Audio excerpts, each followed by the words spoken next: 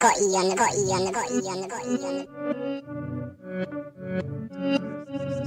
to your mind.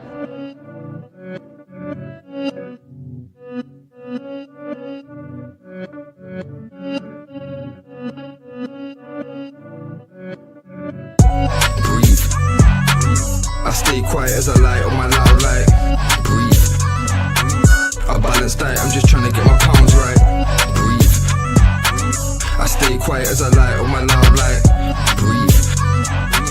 I balance diet, I'm just trying to get my pounds right. Shouts all of my team, I need more than a mattress support. In my dreams, could grab a few Z's like I'm falling asleep, but I don't wanna wake for the morning. Grief, breathe. Tears drop to the form in the sea. I broke heart, but it's worn in my sleeve. Never listened, I was warned in my teens, but I still skipped school, I was taught in the streets. Ring back, don't call for police. Stand tall, don't fall for the beast. Got issues with trust, so I'm born to believe. We've been a victim of love and now we're caught in it deep. Breathe. Yes, people, what's happening? Guys, apologies. I know I said 5 o'clock, but shit gets in the way. And as I said, there's things that are more important, So, but yeah, no, apologies for not being there on time, but we are here. Obviously, we're going to do our Spain all-time 11. You know what? I think this one will be fairly quick, but, I think it's just good, man, to go through this Spain team and just see some of the quality that they've had, especially in that midfield area, because that midfield that we're going to go through is illegal. I don't think I've seen so much quality in one area, because you could literally pick anyone to go in the Spain all-time 11 from midfield, but there are some guys that are just undisputed for me. So yeah, we will be going through that. And again, we are going to touch on some Manchester United news as well, some breaking news today. And yeah, we'll do that at the end. Big up to Babs One Diva as well. Says big up Gavin Fitz. Big up yourself each and every time. And guys, let us know as well what you think of this all-time Spain team. And we are going to compare them as well to some of the other teams that we've done.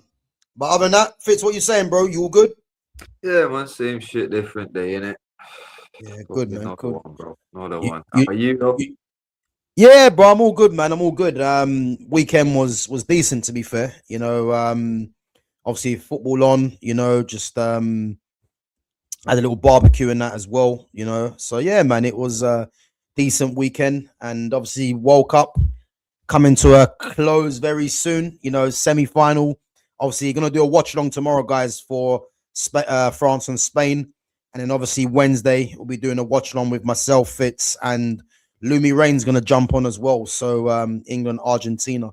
So yeah, make sure you guys come through. But nah, man. Other than that, bro, I'm all good, man. All good. I'm a bit more, I'd say, enthusiastic. Some of the work that United have been doing, So yeah, man, I'm all good. I'm all good, man. But yeah, I'm looking forward to this Spain team, and yeah, man, it's gonna be a hard one to do because I think I've got a lot of players in mind, but yeah, it's gonna be another headache. But yeah, other than that, man, I'm good. I'm good.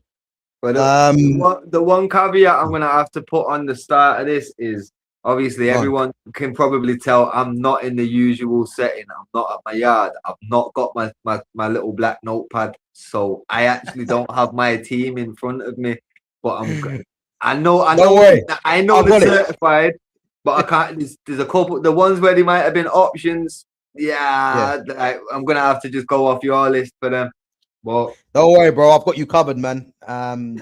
Because some of the bad boys in the Spain team, they will not be ignored. I'm telling you that for free, man. So yeah, don't worry about that. But the one thing I'm more interested in, is what formation are you thinking?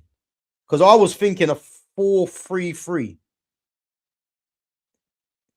Yeah, to be fair, I'd probably be on the same. A 4-3-3, yeah?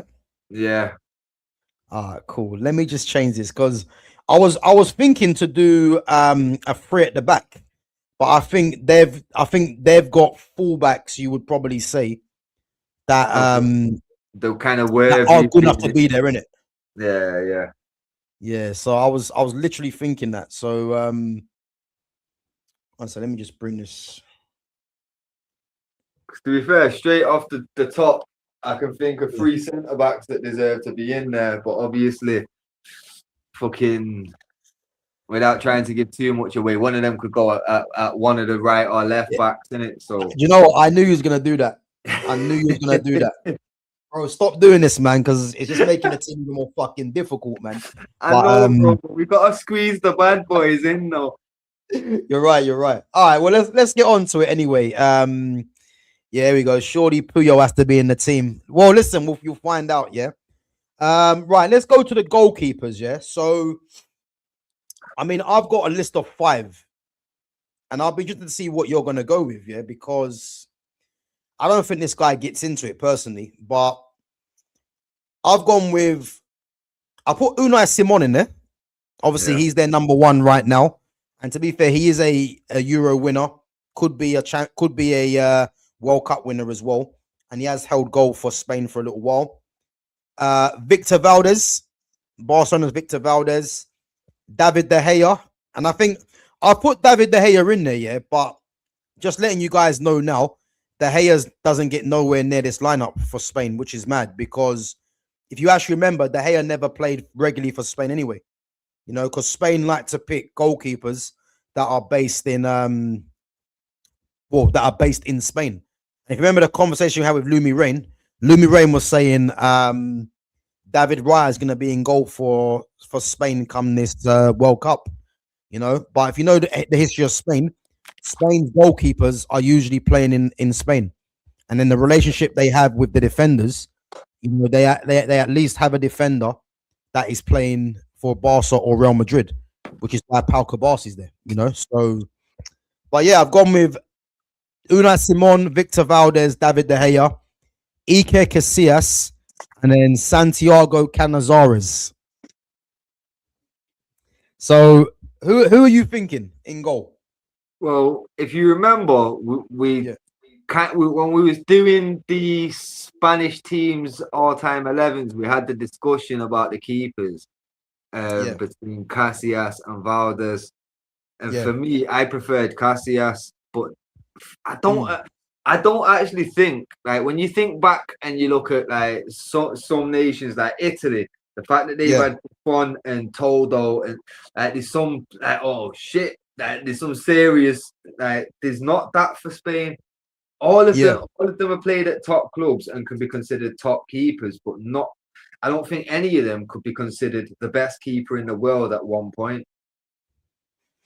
Yeah, bro, I agree. And the thing is, this is why I said before, I actually think Casillas was slightly overrated. Like, they used to go on like Casillas was this unbelievable keeper, Yeah, like, and I think he only got that because he's at Real Madrid. Yeah. No, I never thought he was a top keeper. I thought he was a good keeper, but if I look at well, obviously, there's no point in mentioning Buffon because Buffon's Buffon, isn't it? But he was nowhere near that level for me. I just thought he come through the youth. Stepping down from Buffon, though, it's not like he's not even at. He's not Schmeichel level. He's not Van der Sar level, because we'll all openly admit Buffon was a level above everyone, innit? But the level down from that, you've got people like Schmeichel, Van der Sar, and that. And he wasn't. He was like, neither of them two was on that level. You know what I mean? Like, it'd be generous to put them on a notch below Schmeichel, and that maybe 2 notches. You know what I mean? But like that's why for me, there's no real certified. It has to be this keeper. So for me, even though we didn't do much for Spain, David De Gea, I love him. Always will do. It was a disgrace how he was treated on his way out. Absolute fucking disgrace. But I'll always love him. Like I say, I remember when he first came and he was like, he didn't look all that. You know what I mean? He looked very, very lightweight, innit?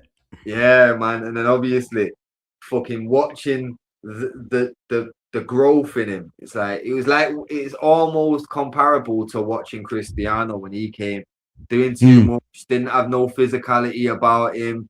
But watching the evolution of the player in such a condensed space of time, it's like, yo, we went from me thinking, fuck are we doing starting him, to we can't start without him in the team. You know what I mean? Like, yeah. yeah, man. So I've got to go for De Gea for what he did at club level and the impact that he had on me. But like I say, I can understand if it's gonna be Valdez or Casillas. But Yeah, well, the thing is, I think the reason why I'm ruling out De Gea, yeah, because I think because we're doing a Spain all-time 11, I it's think we got have to do it based on what they done for Spain, innit? Yeah. All right. So And if and that's and gonna this be this the is this case, is why, yeah, I think Canizares deserves a shout as well. yeah. Because he You was know, always getting selected, innit? Well, yeah. I don't know. I think if it's gonna be at that level, because realistically, at that level, what have they won since '95?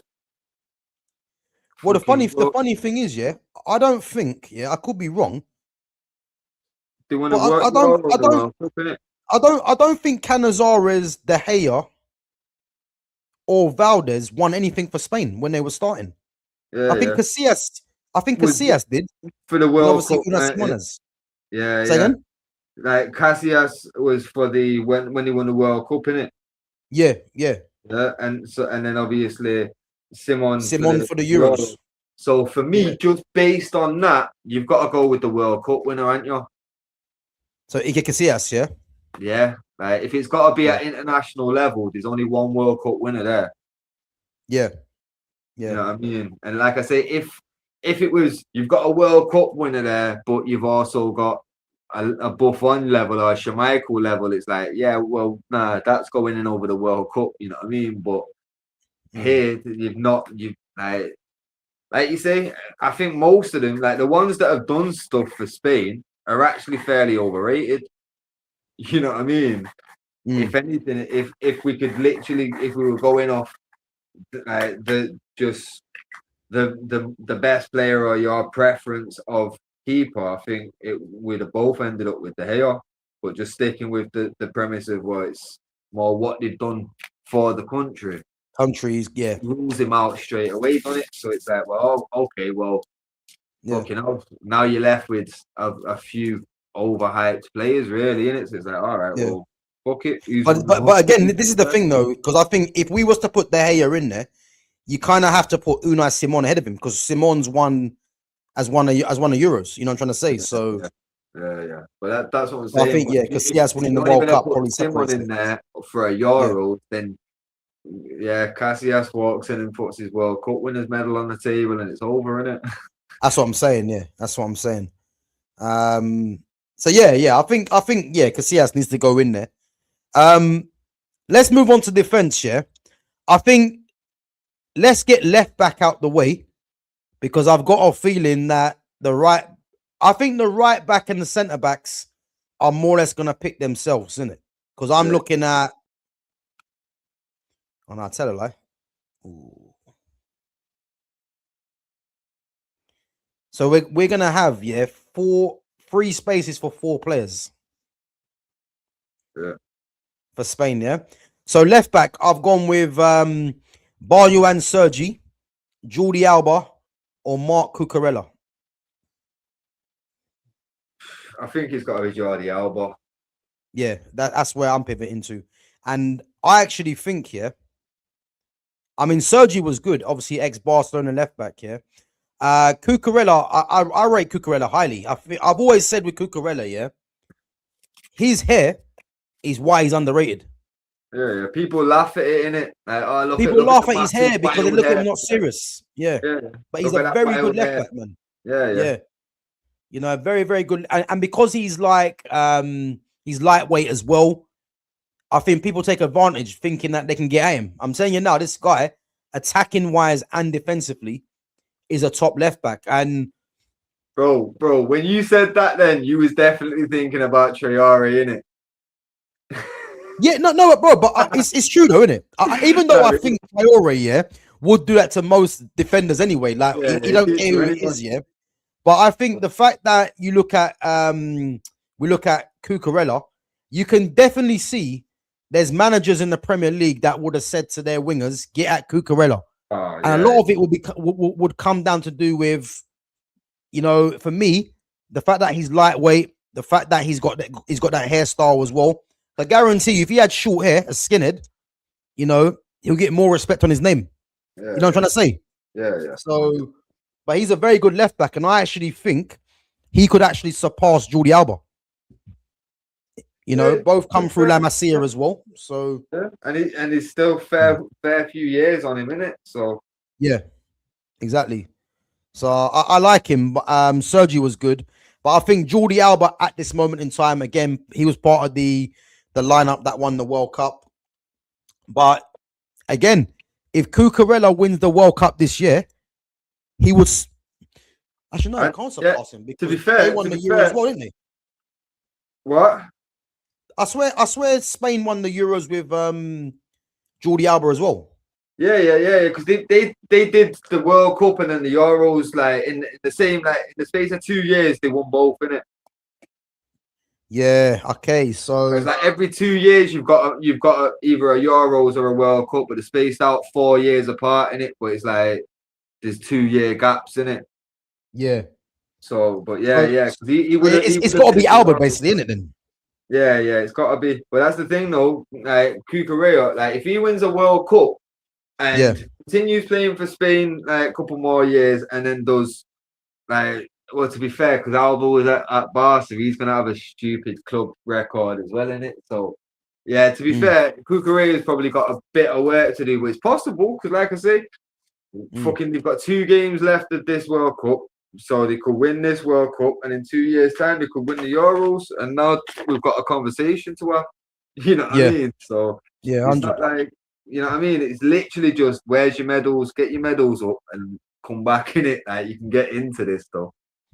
No, I agree, and I think Cucurella could surpass him, but I think it comes down to this World Cup for sure, man.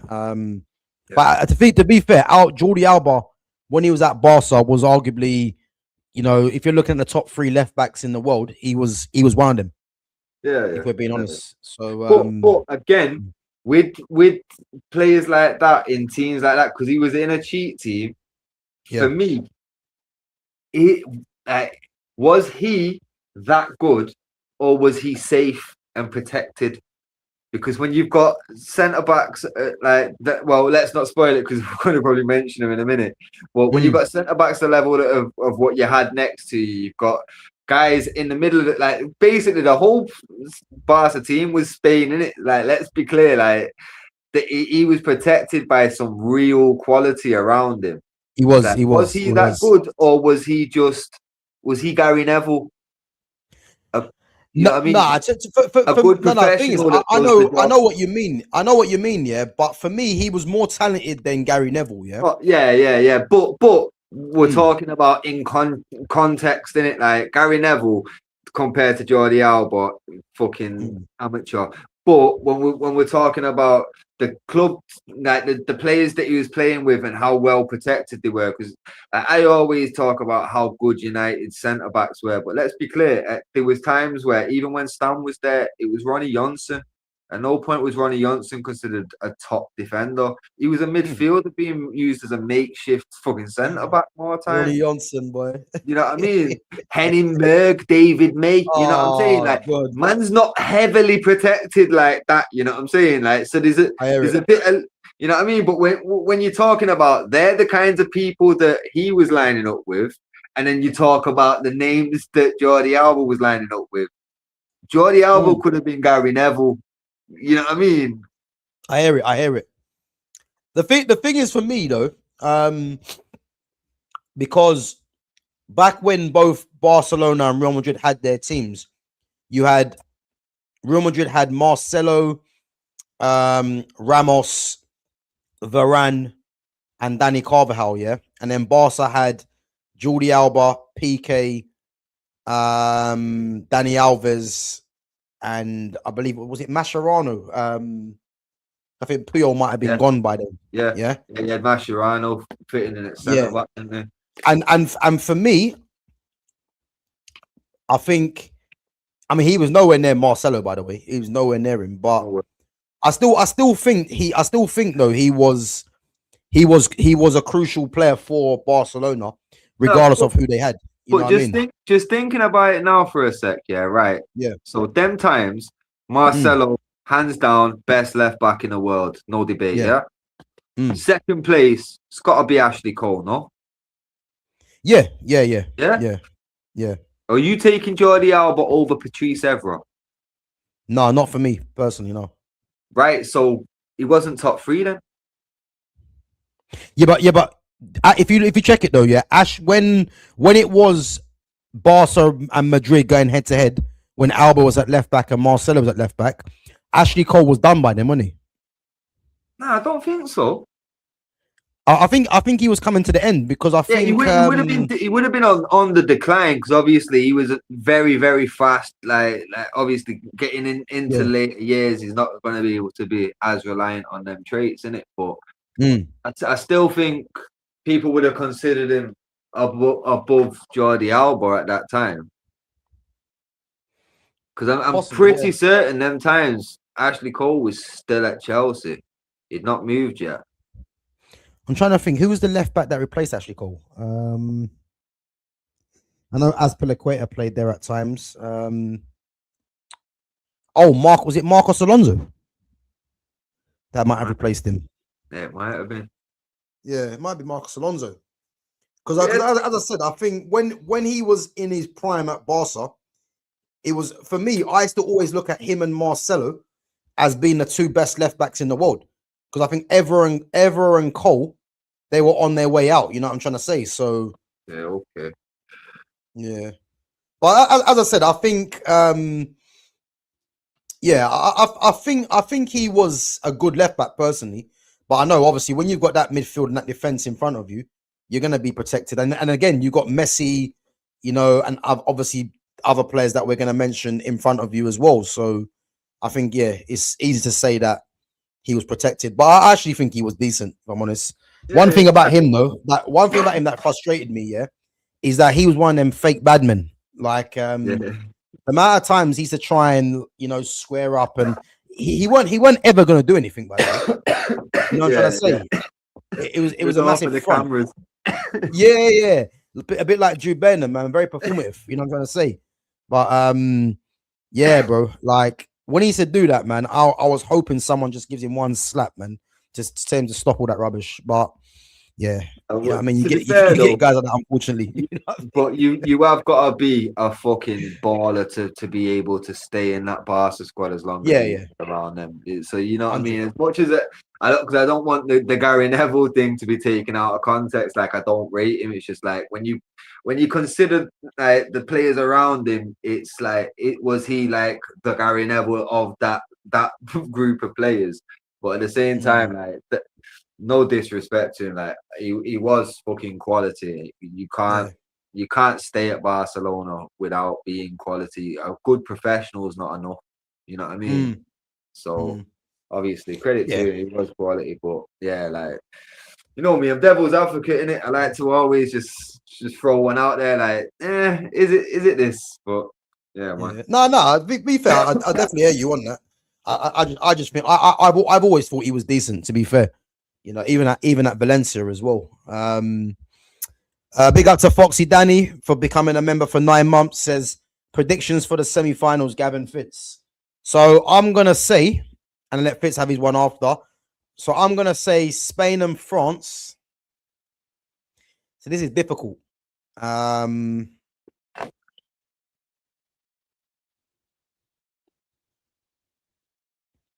gonna go France on penalties. Okay. I'm gonna say France on penalties, and I think normal time. I think it could be 1-1 in normal time. But yeah, I'm gonna say France on penalties. England, Argentina. I'll tell you why the England Argentina one's funny, yeah, because Argentina, I believe, are the top scorers in the tournament so far, yeah. And if you check England have only kept, well, to be fair, they've kept 2 clean sheets, 2 clean sheets against Panama and Ghana, which again isn't great, you know. Well, obviously it's Panama and Ghana, but Croatia, Congo, Mexico, and Norway, the better teams that they've conceded. Now they're playing the holders. So I'm gonna say Argentina win this game.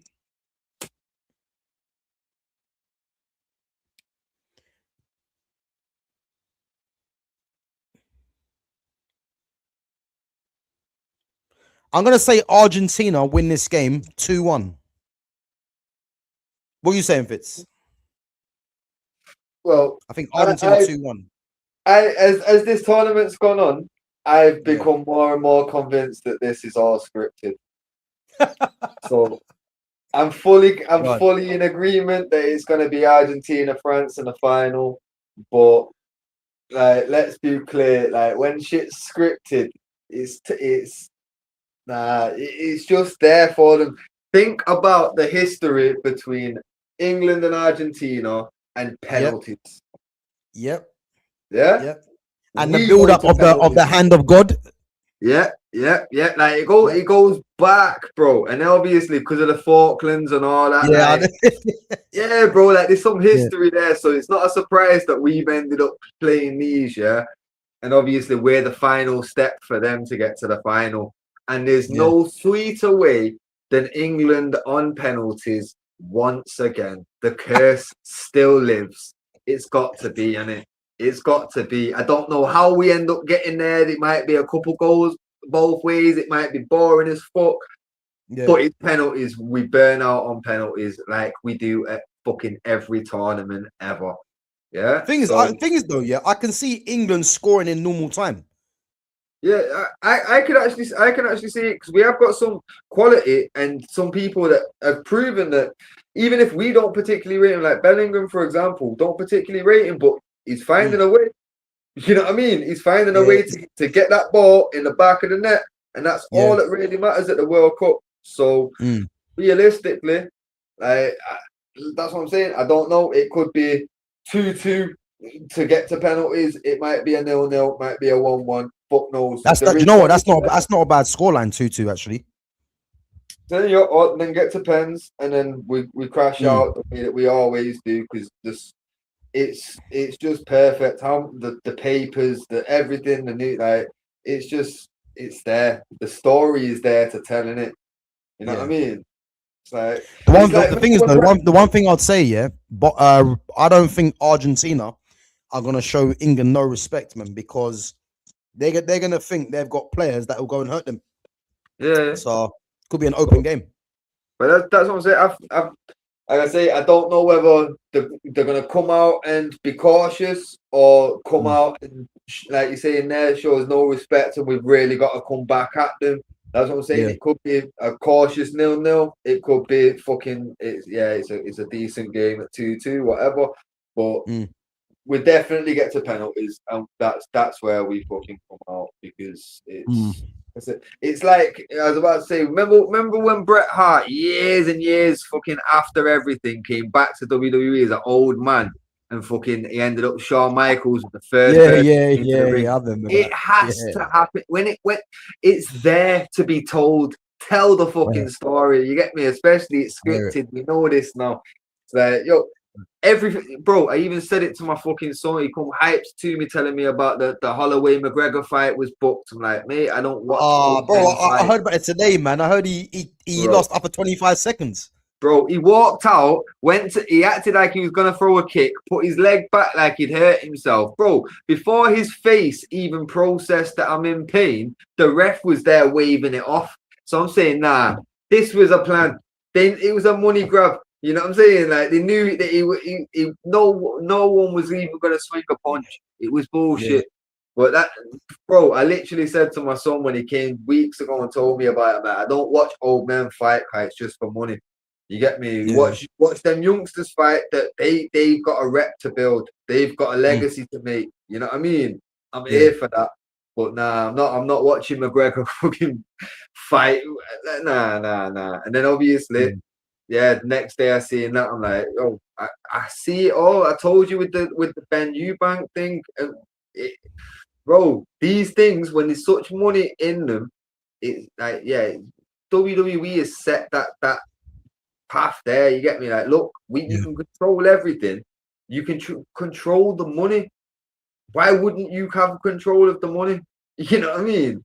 So yeah, I feel like Argentina on penalties. Don't know how we get there though. And then France and Spain. I feel like it's definitely France, but I feel like it could be something as tight as 1-0.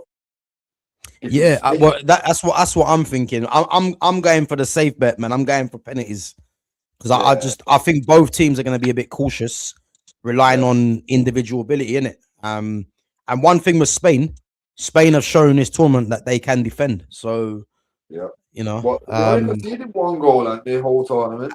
that's what I'm saying. Yeah, one goal, Crazy. one goal all the way up to semi-final. Crazy, yeah. So anyway, let's get back onto this lineup. Yeah, so we've got Jordi Alba and we've got Casillas in goal. The back three, yeah. Now, do you think, between Michel Salgado, Danny Carvajal, and Azpilicueta, do you think any one of them deserves to be in that right back ahead of a certain somebody that we know? Well, for me, like Carvajal's the only one that's in with a real shout. Yeah. And Same here. realistically, knowing what my plan would be in a four at the back formation, Carvajal just unfortunate because we don't have 3 centre backs because we've got 3 centre backs that have to be here, and one of them. Okay, well, let's rule out the ones, because I think we're both going to go the same on this, yeah. So the centre backs that I've put on there, I'll put Aymeric Laporte, who doesn't get in, and he's a good defender, by the way. Yeah.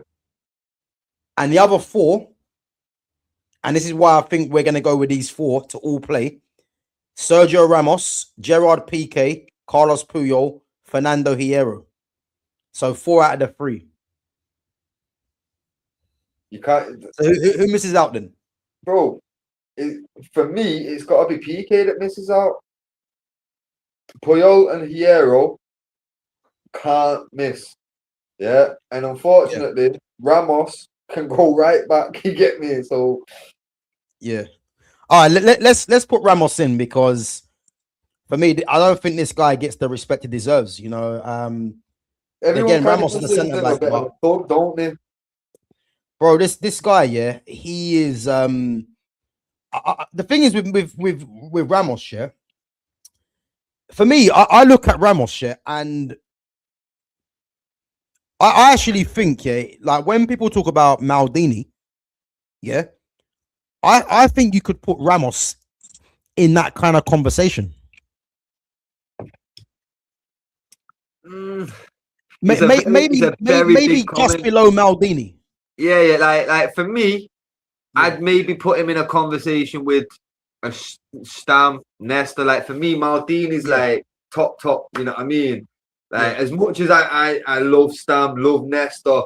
Like if you can only pick one of either Maldini and one of them two, you go in Maldini, innit? Maldini, so yeah. And it's clear as well. It's fairly easy to make that choice. So that's how you've got to put that respect on Maldini. So you at least one notch above. You know what I mean? But I just think Ramos was just he literally had everything. Like there was no weakness to his game. Like he could do everything. I mean, a very good defender, very good in the air, good on the ball, aggressive, leader, scored goals, good from free kicks. He had pace. He was strong. Like the guy had no weaknesses for me.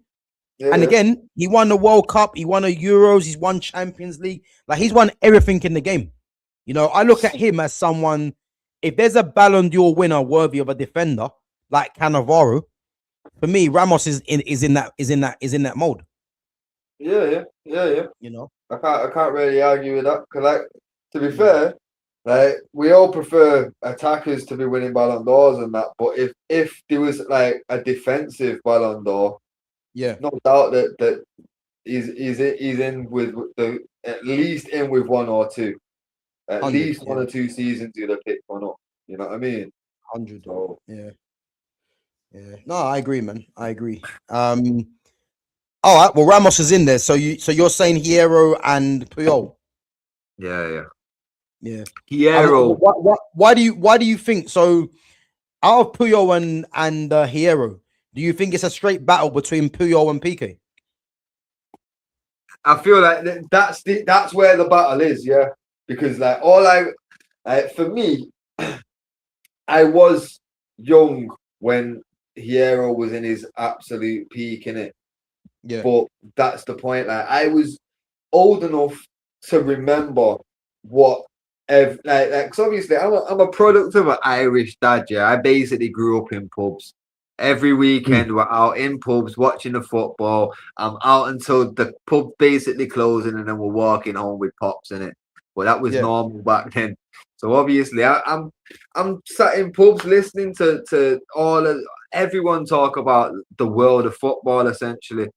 And I just remember Hierro was the guy. And then obviously, as I got older and I'm starting to see him actually playing in certain games, and that I'm like, I can see why they gas him up, kind of thing, innit? And obviously, when you then look back and go back and start actually, because like I say, I like to watch classic matches. I'll literally jump on and watch a full 90 minutes that happened 26 years ago. I don't give a fuck. You know what I mean? Fucking hell. But yeah, obviously, ridiculous. Absolutely ridiculous.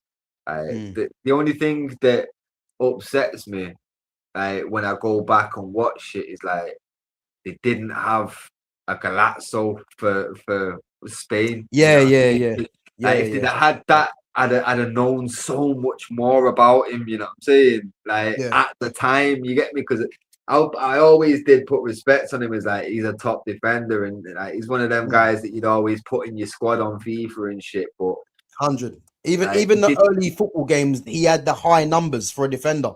But again, Hierro used to be like a DM as well. Like back then, all the best centre backs basically was DMs first. Yeah, you know what I mean, so he was a ball player, isn't it? Yeah, you look at Hierro, Desai, and that. Like I say, even like when I was just talking before about who Nevs had near him and that, Ronnie Johnson, like there was so many that were just like that in it. Like, I swear, even Henning Berg was a defensive midfielder first, and then ended up in. He's either Berg or me. I remember one of them definitely played it defensive. I remember it from LMA, innit? But fucking, yeah, man, like it's fucking absolutely ridiculous. Absolutely ridiculous, bro. What fucking, like I say, if we'd have been able to watch like a Galazzo type thing back then, I'd have been so much more gassed over him. You know what I mean? It was almost like, what you saw was enough, but it just makes me kind of sad that we didn't actually get proper highlights regularly every week where you could really take it in, because so many of the old Italian players, I feel like, and I know how they play out. You know what I mean? Like it's almost like you watch them every week, even though it's just highlights. You feel like you know more about them, innit? Like Hierro, it was always a bit of a mythical figure back then. You just knew he's the guy. You get me? But you never, he was a proper ball playing defender back in that era, innit? You know what I'm trying, and it's weird because you've got a proper ball playing defender in Hierro, and then next thing you've got Puyol, who was literally the opposite of that. Yeah, and I used to hate watching Puyol play, but one thing about this guy, you want him on your team because he was basically the Nemanja Vidic of Barcelona. And put his head in where it matters, leader. Yeah, he was ridiculous. And again, another guy that played right back when he come through. Yeah. So that's what I'm saying. But for me, if you're gonna put one of them centre backs that we had out of the 4 centre backs, if you're gonna put one of them at right back, I'm more comfortable with Ramos than Puyol. Puyol doesn't even come into consideration at right back for me. Nah. Where Puyol really came into his game was at centre back. You know what I mean? I feel like if he'd have stayed at right back, we might not even have Puyol in this conversation. No. I agree because PK was a better footballer than him. But then if you're gonna, you've got Hierro for that, so PK just misses out because Hierro's there really. And then if you want to go with a good partnership, some players that complement each other, you go with Puyol. Me personally, I'd have Ramos. It'd be Ramos on someone for me, but yeah, it'd be Ramos on someone. Ramos is that good, man, for me. No, but that's what I'm saying. For me, Mm. he can still be that good at right back. Yeah, You know what I mean, like there's not much of a like, because like you're saying, he was so well rounded. He had a bit of everything. He could do it all well. So I've got no concerns with him at right back. It's just it frees up an extra space when you've got a couple extra bad boys that can only really do centre mid. Oh, centre back, sorry, because it's like the centre mid, it's already packed. So Hierro, I'm sorry, you're going centre back because that midfield is spoken for, bro.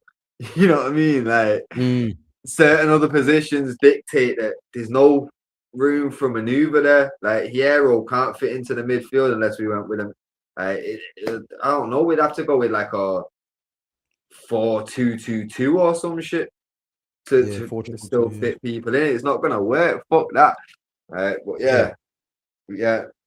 Like I say, Hierro is just too good to not be in this team. It's got to be at centre. He was. The mid's already spoken for, and when you've then still got PK and Puyol there that can only really do it best at centre back, then Ramos get on that right. let's argue it between them two, innit? But again, like you say, that comparison of he was like the Puyol was like the Vidic, and Hierro's essentially he was like the Rio in it. So it's like is first anytime I'm putting together a centre back pairing. You look at those partnerships, I'm looking at that kind of partnership in it. So when it comes down to it, you've got Hierro who has to be in. All right, who complements that best? It's not 100 anymore. You know what I mean? I think one thing's for certain though, if you're an attacker playing against them, you'd much rather attack down Spain's left rather than Spain's right. You know what I'm trying to say? You got 100%. Puyol and Ramos, or you got Hierro and Alba, and I think that's what kind of does it for me. You know, you've got ruggedness in defenders, and you've got more ball players in Hierro and Alba. But again, Ramos was a hybrid because Ramos can get stuck in and he can play as well. So you know what? Just because you said that, just so it's not so divided on how it is, I'd swap Hierro and Puyol. Yeah, true. You know what I mean? Cool. Just to give the defense that little bit more balance. Yeah, because to be fair, that would help with the comparison as well. So Puyol go on the left. Because I think Puyol used to play on the left-hand side for Barca, didn't he? When it was him and PK, he played on the right-hand side, didn't it? Okay.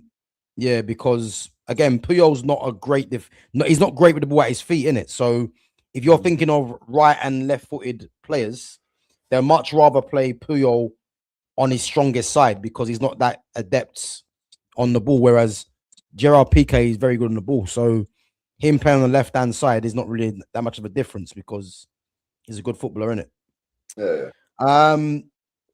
Big up to Lumi Rain. Listen, Lumi, we are going to get on to Man United talk before we wrap it up at the end. But yeah, make sure you're there on Wednesday for the watch along. Yeah, because it's going to be a good one, man. Argentina versus England. Don't pull out last minute, Lumi. Yeah, don't be pulling out, Lumi. Don't be pulling out. Well, listen. It'll be good. It'll be good. All right, let's move it on to the midfield now. Boy, I'm not gonna lie, yeah. Quickest convo. Let's be clear. If you want to do honorable mentions, go on. Yeah, that's Barca's midfield three. Let's in it. Well, bro, listen. What I was gonna do, is I think there's no denying there's two players, and I think you're gonna agree to this as well, yeah. That are just there. There's no question about it, yeah. So I'm gonna put them in now, and that's Busquets and Iniesta. You call that, yeah? Yeah. Right. Now, and I'm presuming that Xavi is gonna end up the third man as well. That's what I'm saying. Like, might as well chase on that. But it's gonna be open up to debate. To be fair. Yeah.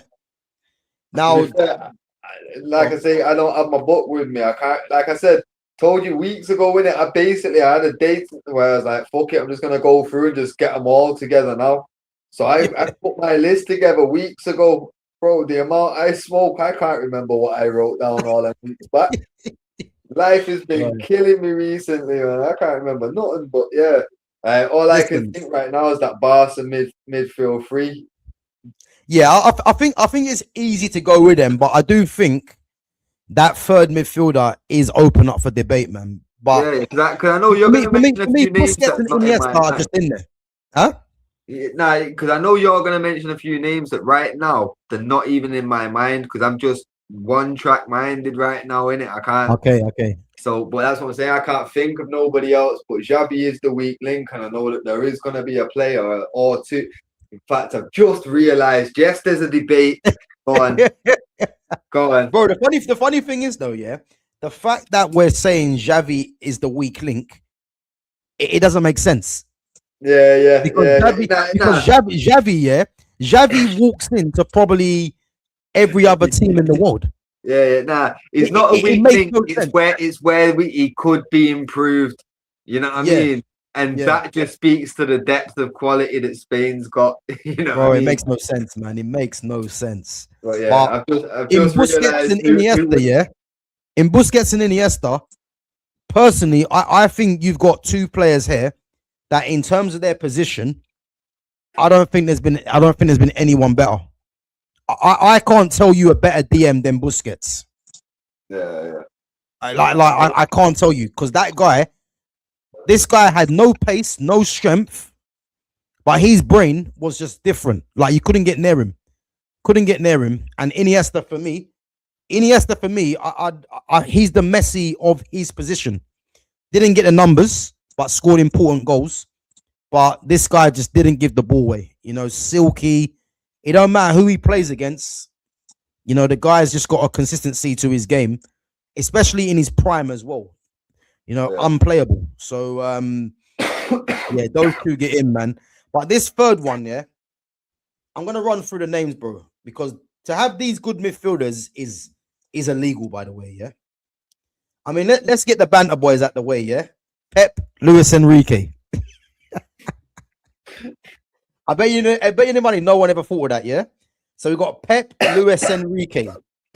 I've put Valeron. Remember Valeron from Deportivo? Yeah. I've put him in there. I put Fabian Ruiz. I've put him in there. I'll put one of my favorites, Pedri, and I think Pedri has the potential to be in this, even though it's going to be difficult. Rodri. I mean, I can leave out Rodri. Xabi Alonso. Marcos Senna. Obviously, Xavi. Cesc Fabregas. Yeah. And bro, Thiago Alcantara. I don't think people deep how good this guy was, man. I'm going to tell you this now, yeah. For me,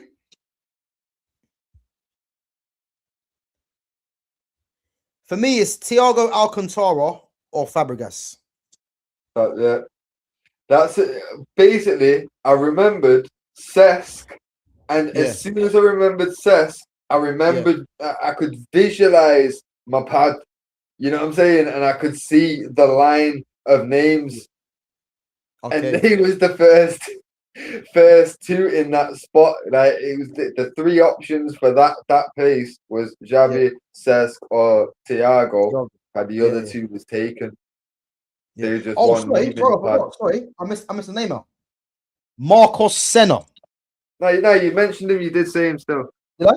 Yeah. No, he was cool. Like I said, my boy named his son after him, innit? I remember you saying Senna was cold, man. Yeah, he was cold. Well, unfortunately, Cesc and Thiago, different sauce, innit? Different sauce. Like I said, if you're saying Xavi, yeah. So because I'm willing to say I rate Xavi highly, yeah. But for me, I want to put Thiago or Fabregas. So and who would you go out of Thiago and Fabregas? I go Cesc, you know. I'd honestly go Cesc. Because as much as people know he was cold, I do think he was madly underrated. Like people was. don't realize just how good he actually was. Like Yeah, people, you know what I mean?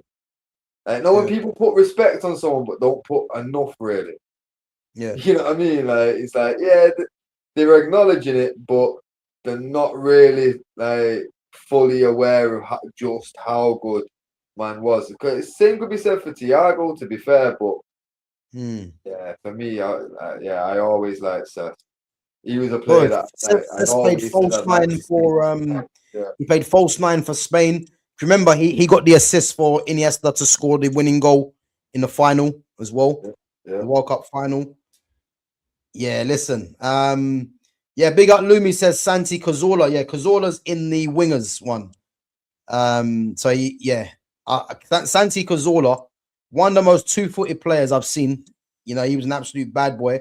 But listen, that midfield is of too much high quality. So yeah, listen, Cazorla had to be moved forward one.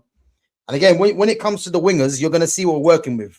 And as I said to you, the amount of quality in that squad, it doesn't make sense. I don't understand how a country can have so many of these good players. Like it makes no sense. So we'll go on to that in a minute. Yeah. So you're saying Cess, yeah? Yeah. See, I'm leaning towards Thiago, but I can hear Cess.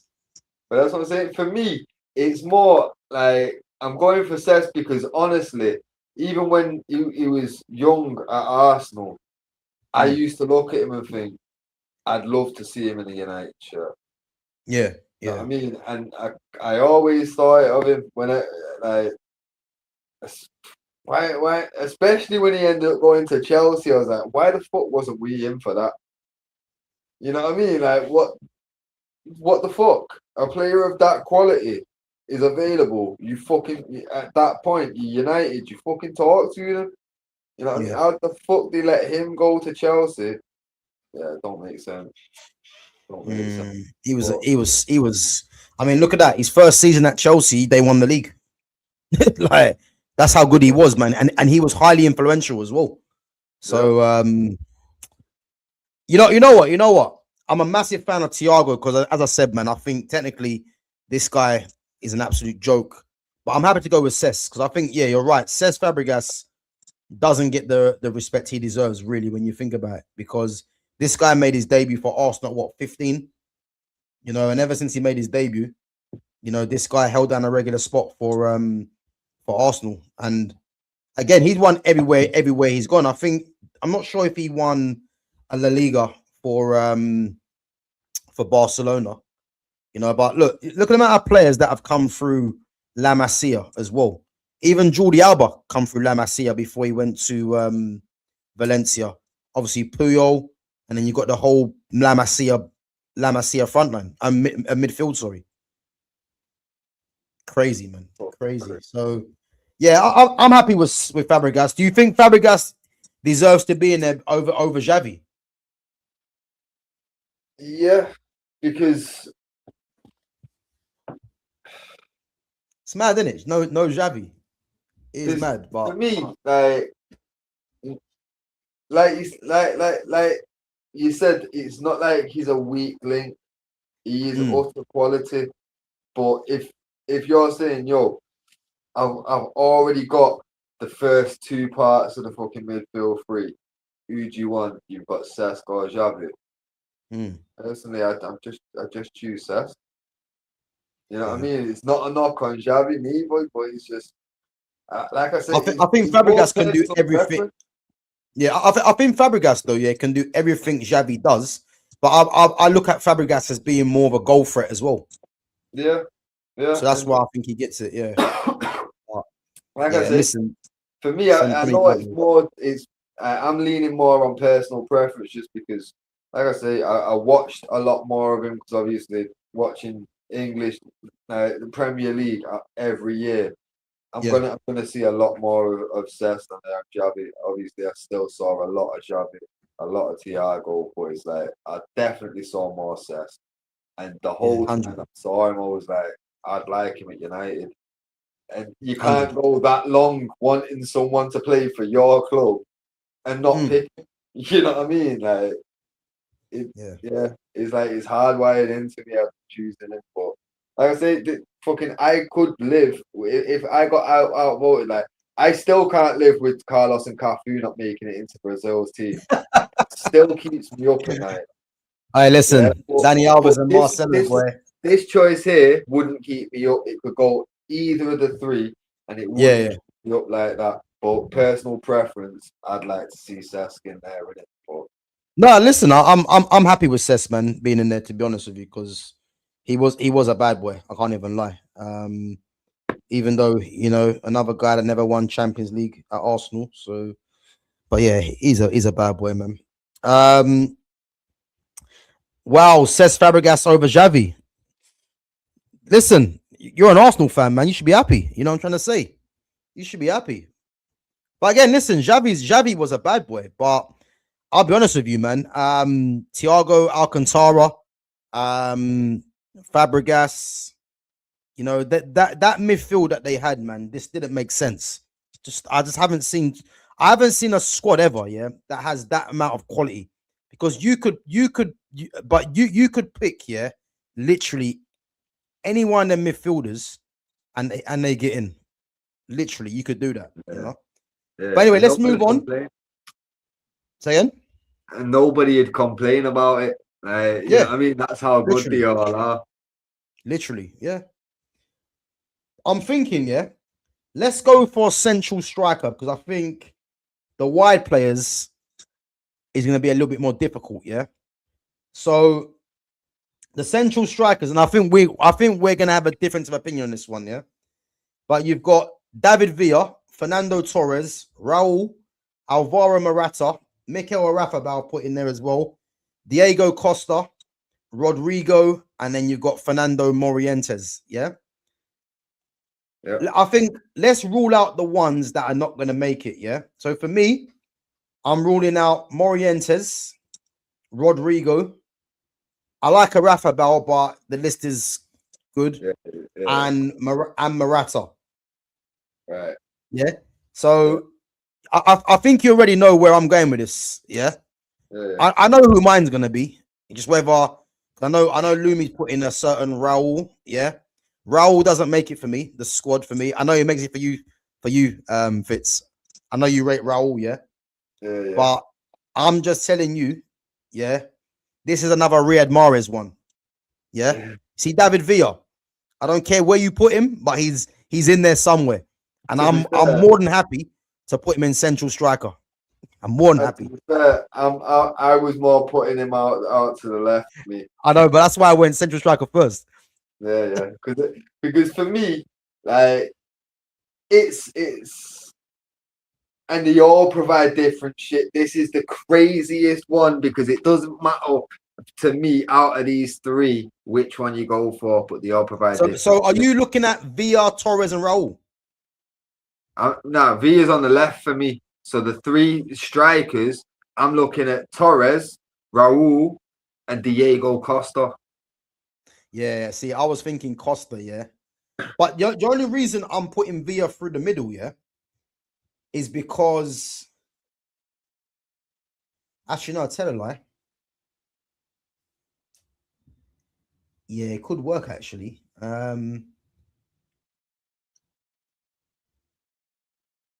Oh, but I'm leaving out. What's his name?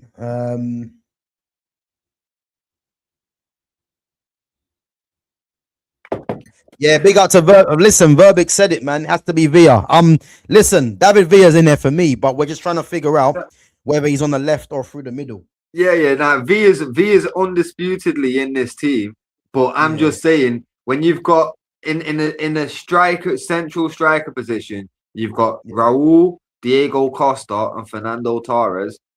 And Villa can't just get out on the left. I've seen you do well on the left anyway. It's not a problem. It's the same. It's the same as putting Ramos at right back. I'm comfortable with it. I'm just, bro. You know what I'm looking at though, I'm just trying to look at the list that I've got here to think: is there anyone worthy of getting in left wing? That's what I'm saying. And I've got literally, I've got two names that might have a shout, but they probably won't even get in there. So realistically, if they right, okay, put it like this: the two wingers that you've got in mind, yeah, put them head to head with Raul, Costa, Torres. Did he get in ahead of any of those players? Even though it's different positions, but knowing you're juggling shit around, do they get in ahead of those three? So for me, personally, one of them does, yeah. Right. Okay. So personally, I'd have one of them on the left, which means David Villa plays through the middle. Right. To be fair, at this point, I think it'd even help the chat help us make up our mind. Let's just put all cards on the table. What are you thinking wings then? All right. So if we just focus on the left wingers, yeah, because right wingers we can get onto. Yeah. That's not even in contention. Yeah. The left wingers I'm looking at Santi Cazorla and Isco. And for me, I want to put Isco in that team on the left-hand side. I hear it. So I'm thinking Isco and then David Villa. That does that. I can't complain. You see what I mean? Yeah. No, I can't. Bro, I was happy to put Isco, in midfield, but because we've got so many midfielders, it's you've got to put them where there's the least options in it, and that's what I'm saying. Like, to be fair, Isco is a bad boy that I'd like to get him in there if possible. You get me? Considering would I put so now I know it's like right, I can do the head to head, knowing that it's juggling around. Do I want Isco or Costa? Isco. Do I want Isco or Torres? Now that's a much harder one, but it's Isco. Yeah. So I'm saying, man, Isco. It's Raul. Isco is for me, man. He's another one that's underrated as well. Oh, massively underrated. But I'm looking at that left-hand side. I'm looking at Alba, Iniesta, and Isco. That's what I'm looking at. So Lumi's saying Silva, Raul, and Villa as my three. Lumi, you know what? That's not a bad three, That's not a bad three, but I can't put Raul in there though. I think Raul was good, but I just can't put Raul in there. Not when I've got Isco, David Villa. Like not on a talent aspect, but the club aspect. Like I know you feel like when if someone was to say, "Oh, but look how many years he was at Real," you'd be like, "But it was a youth thing." Like they like that kind of thing. Like there's an asterisk to it. He's essentially the Gary Neville of Real Madrid. What Raul? Yeah, in your eyes, 100%. Yeah, 100%. Yeah, and bro, that don't mean Raul was shit. By the way. Yeah. I'm just looking at the quality that this nation has had. I can't put Raul in there, knowing that Isco is not making this team. Yeah. You know what I'm saying? To be fair, like for me, I can kind of see where you're coming from. That's why it just clicked then in it. I'm like, yeah, that's what it is. Because, but it's even that's why I had to say like not on a talent or a technical or ability aspect, but just on why he was at Real for so long and why you know what I mean. Like that's it. He was the professional that came through the youth system. You know what I mean. Just didn't make noise. Like just you know what I mean. Like. So I can get it, but I did highly rate Raul. But yeah. All right. Would you rather have Raul or Fernando Torres?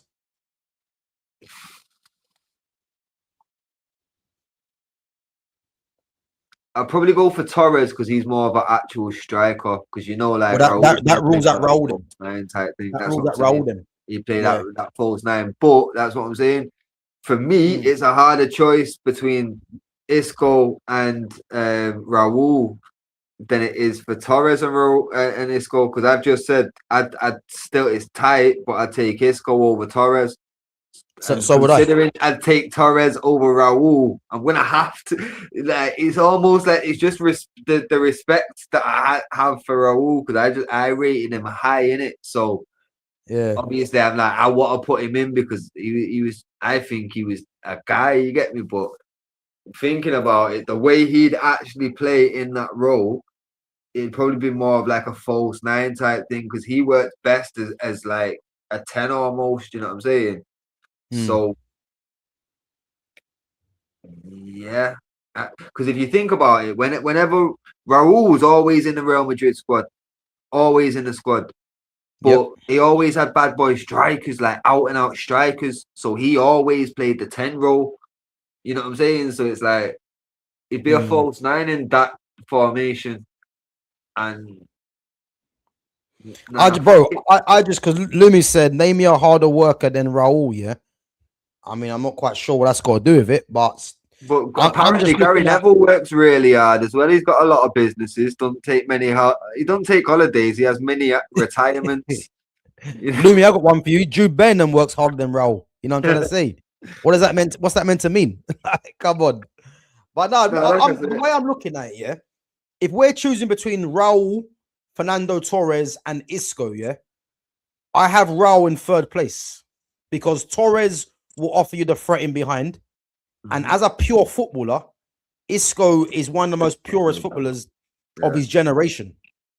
Yeah. No, to be fair, I think I'm leaning towards get Isco on the left, get David Villa in the. Bro, I think Isco has to be there, man, because let's ask the chat anyway. Chat, what do you reckon? Who you going with on that left hand side? Isco or Villa or David Villa? Yeah, Isco or David Villa. But bear in mind, if you guys say you're going with David Villa on the left, then it's more than likely going to be Fernando Torres because we're just going to go for the real striker, innit? That's what I'm saying, yeah.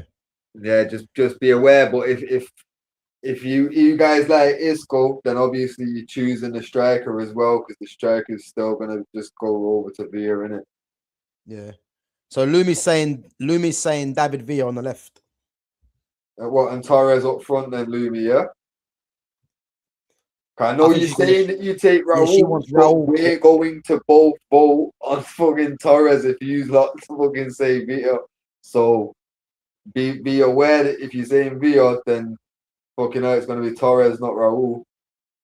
So she says Villa and Torres will be good. All right. Chat, let us know, man. What do you reckon on the left hand side? Isco or David Villa? I'm happy to go down to a vote. I mean, I want Isco in there, but if you guys think that Isco and that David Villa should be on there, then it is what it is, and then we'll try and get that right-sided person. So I think this one might drop a bit of competition. So Villa and Torres would be good. The thing is, I was more looking at Busquets, Iniesta, and Isco as a midfield three. Hey, that'd be dangerous. To be fair, though, if you'd actually mentioned Isco and Thiago and Cesc, like if you'd have fucking mentioned like that's what you had in mind at first, it probably would have gone that way. I would have. As much as I like Cesc, I've always rated Isco extremely highly. So, he's a joke, man. Absolute joke. I'm glad you didn't put me in that position though, where I had to choose between Cesc and fucking Isco, though. No, but bro, I purposely put Isco because if you remember, he actually played from the left for Spain anyway. But I purposely didn't put him in this midfield because it would have made it even more difficult. You know what I'm trying to say? Yeah. So, Babs One Diva saying Isco. Hey, all right, big up Babs One Diva. Hey, listen, Isco, yeah. But why are you not considering David Silva? Lumi, relax. Don't worry. We're gonna get to that. Don't worry. We're leaving the right. We're leaving the right hand side. Yeah. We're coming to that last, isn't it? Yeah. Where's Burbick? What are you saying? Basically, we're saying David Villa is in this team. We just need to work out: is he on the left hand side or is he up front? Yeah. You know what I mean? And if he's gonna be up front, then it's gonna go Isco left. If Villa's gonna go on the left, then we're gonna go Torres up front, and then we can move on to the right and get onto the fucking options there, innit? There you go. So we've got 1-1 at the moment. So Isco on the left, Villa on the left. We're going Verbic, Verbic, man. where you at, man? What you saying? Yeah, it's difficult. It is difficult, but I think it's safe to say, man, that Raul's gonna miss out. Diego Costa's gonna miss out. So it's whether we do Villa Torres or Isco Villa. Yeah, big up Lumi. Lumi says, actually, I think Isco Villa would be best. There you have it then. There you have it. All right, let's do that. And Isco for me, yeah, is underrated, man. He's so underrated. And this guy was a demon. He's one of them guys, though. Anyone that watched him and knows, you know, not even that. Anyone that watched him knows. You know what I'm saying? So it's like fuck that. But there's a lot of people that would have only caught glimpses of him, like being at Real, where he's not being used. You know what I mean? He's like just making squad numbers at certain points. Right? Like, bro, when he, you know, when he first went to Real, I was gutted because he should have gone. He was a Barcelona type player. Yeah. Like he should have gone Barcelona. But to be fair, anytime they sign like a young player that's looking like the good, you always have that concern of, oh fuck, what are they gonna do? Like, is it just we're taking him because we can, or is it gonna be we're taking him because he's gonna do his thing here? You know what I mean? Like, oh bro, like even Endrick, look at how they did Endrick. They got him there, fucking barely fucking start. They have to go out on loan. As soon as he goes out on loan, lighting shit up. Bro, you know what? I'll be honest with you now, yeah. When I see Endrick first off when he was playing for Palmeiras, yeah, I thought this guy could be a problem. You know, left foot of Adriano, you know, diminutive in height like Romario. I thought this guy could be one of the best strikers of his era, yeah. Bro, I think he's shit. I think he's crap. Nah, that's what I'm saying. From what I don't rate Endrick, bro. I don't think he's that good. Nah, man. I've seen him a few times, yeah. And because the thing is with me, yeah, when I first see him, I thought, oh, this guy looks good, yeah. And then it wasn't until I watched the England game when he come on for his debut and he scored, yeah. But then what surprised me is the chance he had to get his second. And it wasn't the fact that he missed it, yeah, it's how he missed it. And then when you deep it, yeah, when Brazil played Norway, yeah, when he went through and goal, I said to myself, he's not going to score because I already see him miss something similar against England. Because I assumed he had a lot more composure than what I initially thought. And I just don't think he's going to be that good, man. I don't know why. I don't think he's that good.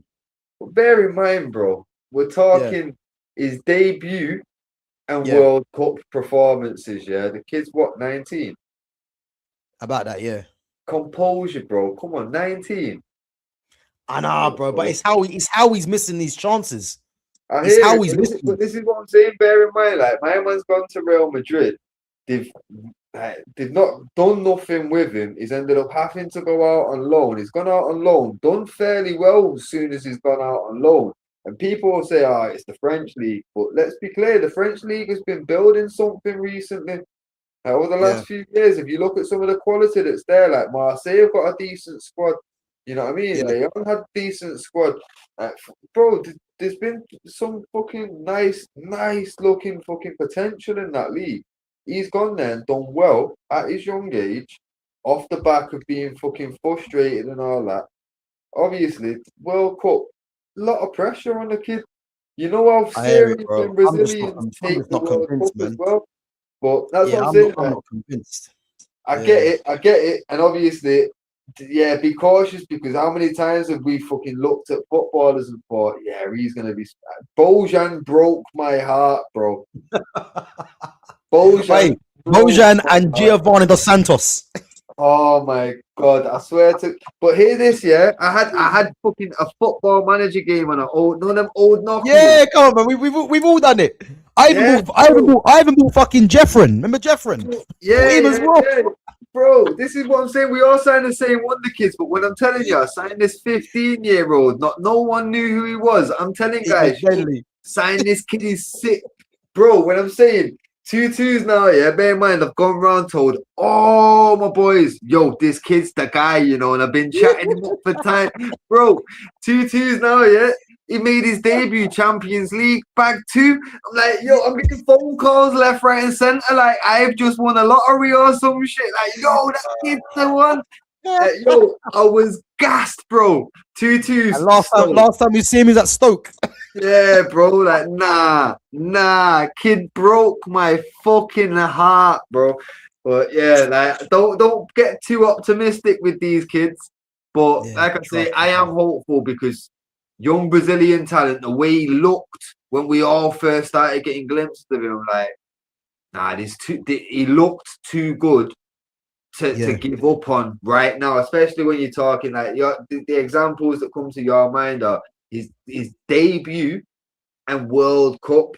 It's like there's a lot of pressure there. I can understand. But bro, I'm more. Yeah, but the thing is, I hear it. But I'm more interested in how he's missed it. I'm not saying he's got to score it. By the way, But if you do score it, it's telling me that you're special. But it's how he's missed it. There's no composure, going wrong decision making as well. And I just thought, I actually thought, because the hype around him before he went to Real Madrid, and from what I saw, I thought, this guy's going to be special, And the more that I've watched him, I don't think he's going to reach that level. I just don't think it, man. You know, and then, bro, listen, are we forgetting? This man tried telling us that his idol's Bobby Charlton. We should have sold our stocks then. Bro, I'll tell you the truth. I think that kid was a G for that. Nah, bro, I thought he was a G for that because it's clearly a piss take answer. Yeah. But the fact that my man named Sir Bobby, bro, salute that kid. He knows ball. He knows his heritage. Bobby Charlton or Bobby Moore? Who was it? Bobby Charlton in it. He's Bobby Charlton in it. But that's what I'm saying, man. Like the kid knows his history. You get me? The fact that he named Bobby Charlton, bro. Like, yeah, man. Yo, to be fair, it's probably why I've got a little bit more. I'll defend him. I'll give him a bit more leeway, man. The kid knows, bro. It's like him naming like, yo, yeah, George Best was my favorite baller. It's a piss take answer, but yo, the fact that he's trolling, man. I'm telling you, that's what I'm saying. But the fact that this kid from Brazil, let's be clear, like, all these Brazilian ballers all come from fucking real poor backgrounds. My man knows about Sir Bobby Charlton, you know. Like, that's a kid that's done his research from, and it's not going to be easy for him to do his research where he was born, bro. Like, give him his props. Let the kid live, man. He even had his shirt tucked in like him as well. That's what I'm saying, bro. He's probably actually done his research, seen pictures of Bobby, and he's like, you know what? I like that, like, smart look. You get me? Yo, that's what I'm saying. No shit like that. I love that, man. Like, yeah, man. Like, he can go to hell for that, man. Fuck that. You see, if Mbappe started putting his collar up before penalties, bro, fuck that. He's the guy. Listen. But this is what I'm saying, man. I like that shit, man. Give me, let me know that you know ball, because these men are younger than us, so you got to put respect on that. Like, he's a teenager, bro, and he knows about Bobby Charlton. I don't care that he's a troll answer. The fact that he knows the name to give that as an answer, put some respect on him, bro. He's got to be doing his research. He's taking the absolute piss, man. Honestly, Bobby Charlton. And to be fair, when I heard that, he lost me. I can't even lie, man. I'm being vindicated as well by all that. You know that. No, but that's what I'm saying, bro. We both took that total different. He said that, and you was like, "Nah, fuck this kid." I looked at that and said, "I love this kid. This kid's the guy." Yo, fuck that. Like, we looked at that totally different. I love that sarcastic shit. Like, I don't like the fact that these kids are always got a fucking question and a fucking camera in the face. You know what I'm saying? Like, let these kids... Why Bobby Charlton? That's what I want to know. Why Bobby Charlton? But that's what I'm saying. Probably, like I say, he's obviously a student of the game type thing. So he would have looked at Why are Manchester United so? He's probably done his research on the Busby Babes, seen Yeah. pictures and little bits of footage. It's not like he's looking at him as his idol, but he's probably chose. That's where I'm gonna tuck my shit in because that looks smart. You know what I mean? And obviously, Well, maybe out of all of the Busby Babes, the only name he remembers is Bobby Charlton. You know what I mean? So it's one of bro, them. how do we know? How do we know though? Yeah, he hasn't chatted to Casemiro and said, "Look, Cas, give me some banter, man. Just let me know who the United legend is, Bobby Yeah, Charlton." Like, yeah, yo, he could you have, know what I mean? but that's what I'm saying. Though, for a kid to ask, so even in that scenario, how banter is that? The guy's got onto a guy that used to play for his team, and he's gone, bro. Questions are coming at me left, right, and center. Give me a joke answer that I can give for who my idol is when that gets asked.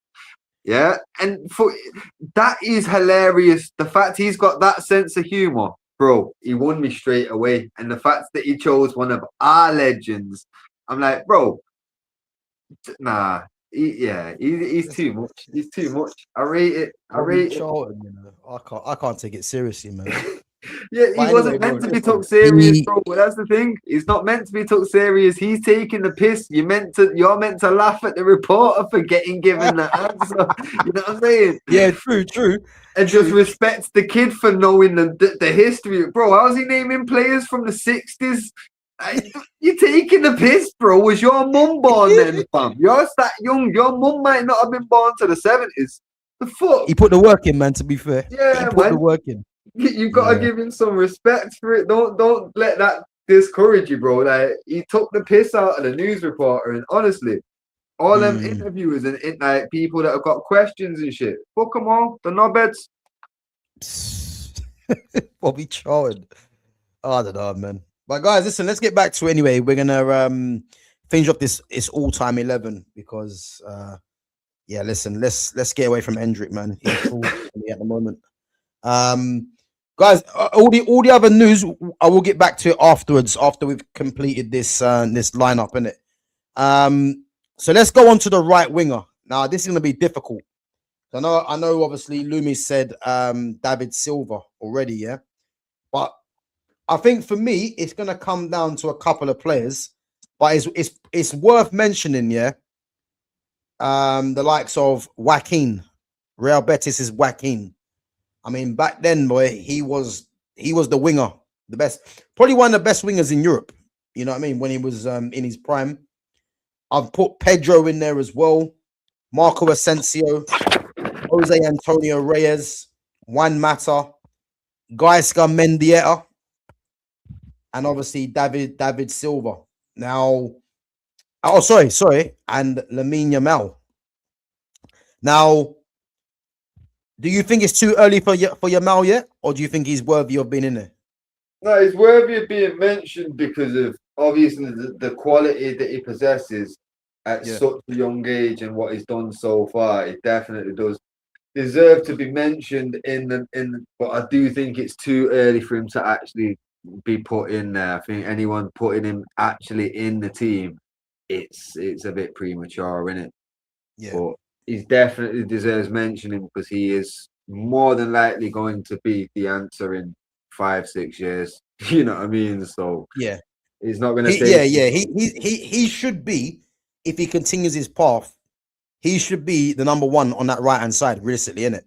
Yeah. But that, like I say, and it won't take him too long. But as of right now, no, he can't come with that. Yeah, it's too early.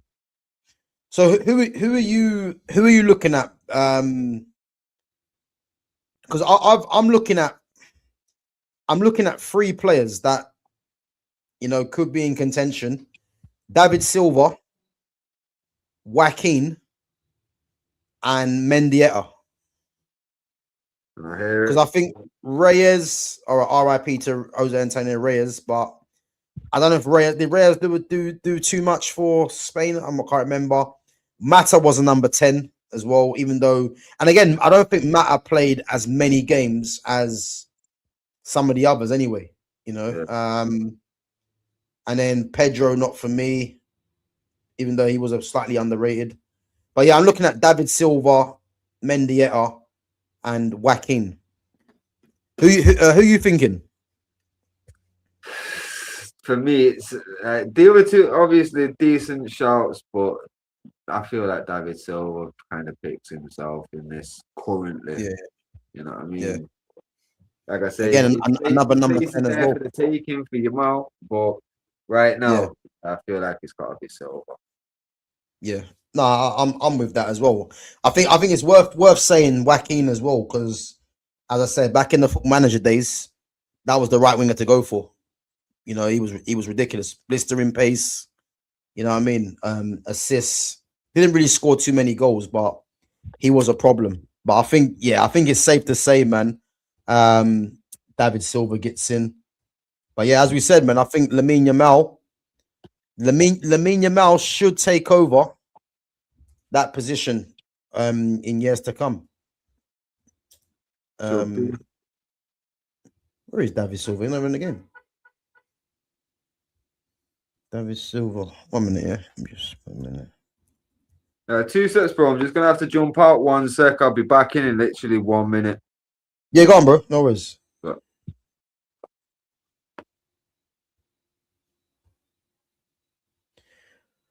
So yeah, David Silva.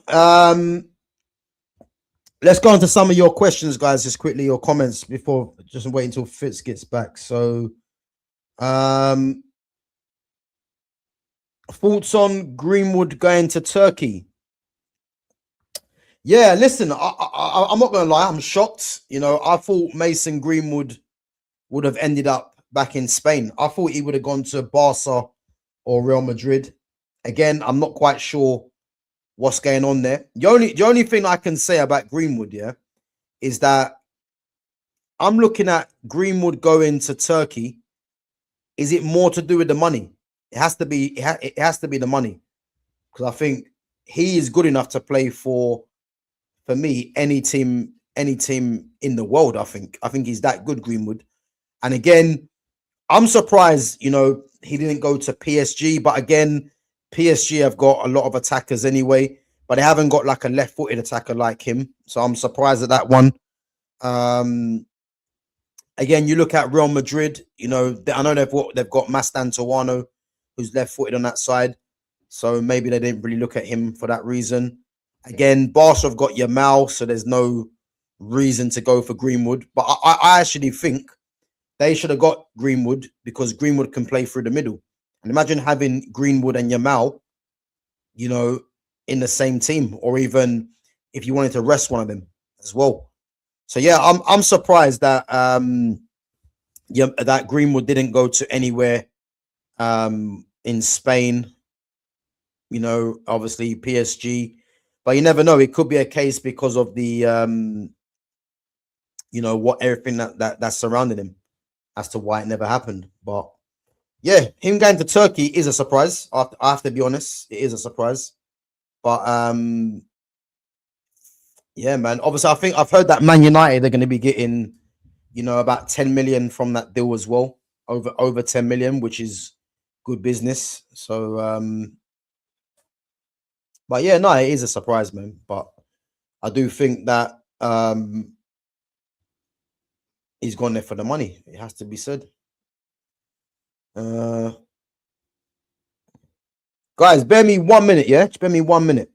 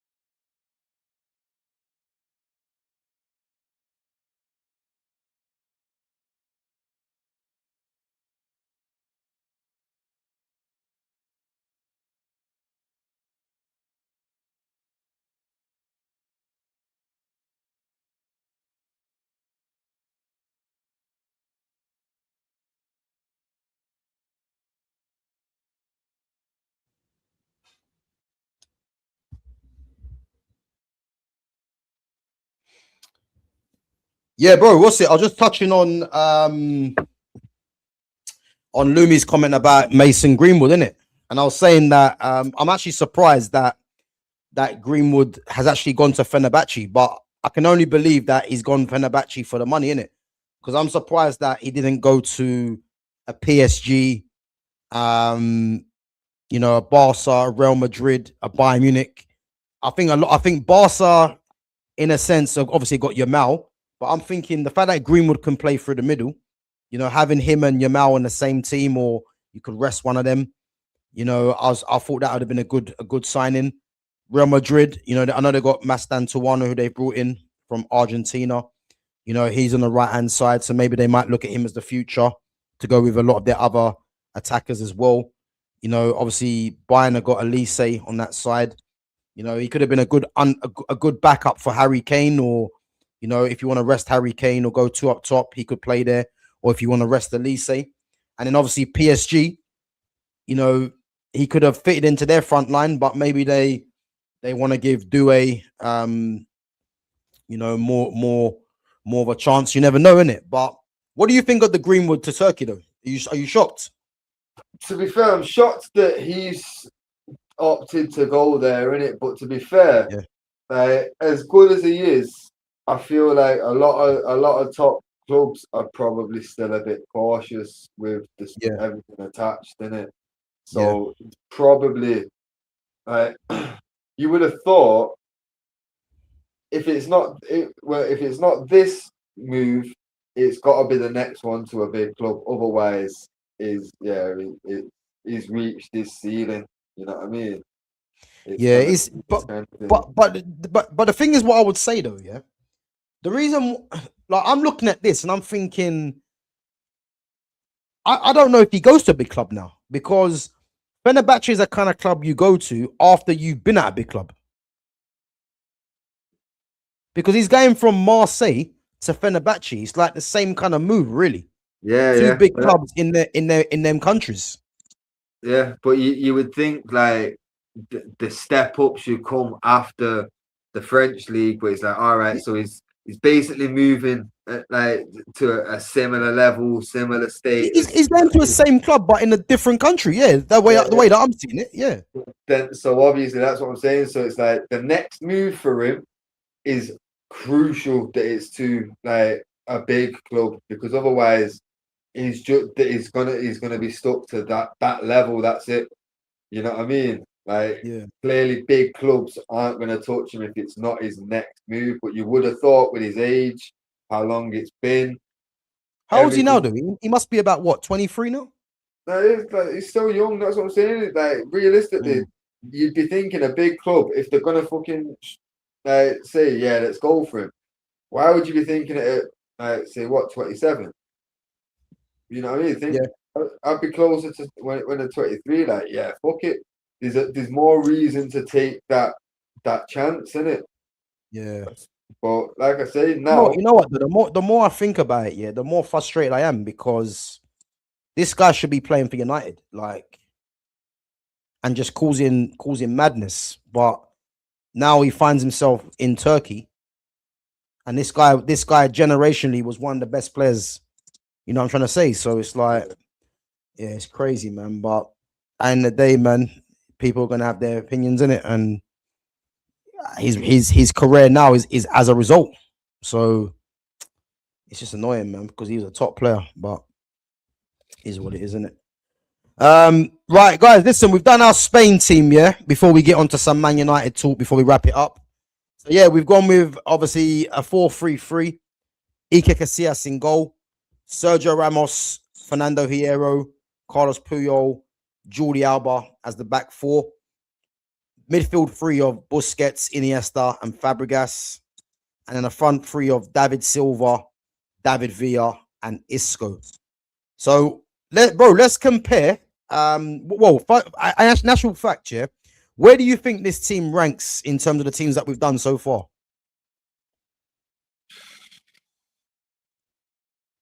Well, I don't think it touches the Brazil one. Yeah, I don't think either. It's arguably at the France level, in it. Like France Yeah, is there the one below Brazil. I'd say they'd give France a game. yeah. I think it'd be a coin flip between them and France. Do you think this team's better than the Holland team?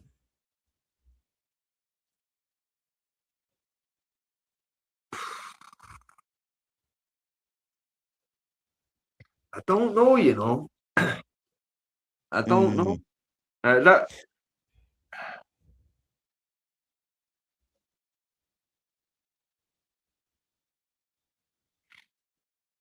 mm, I'm thinking about it now. Yeah, Holland was pretty much in the fucking France bracket as well, innit? mm. I'm just trying to think player for player, innit? What about against England? Nah, No.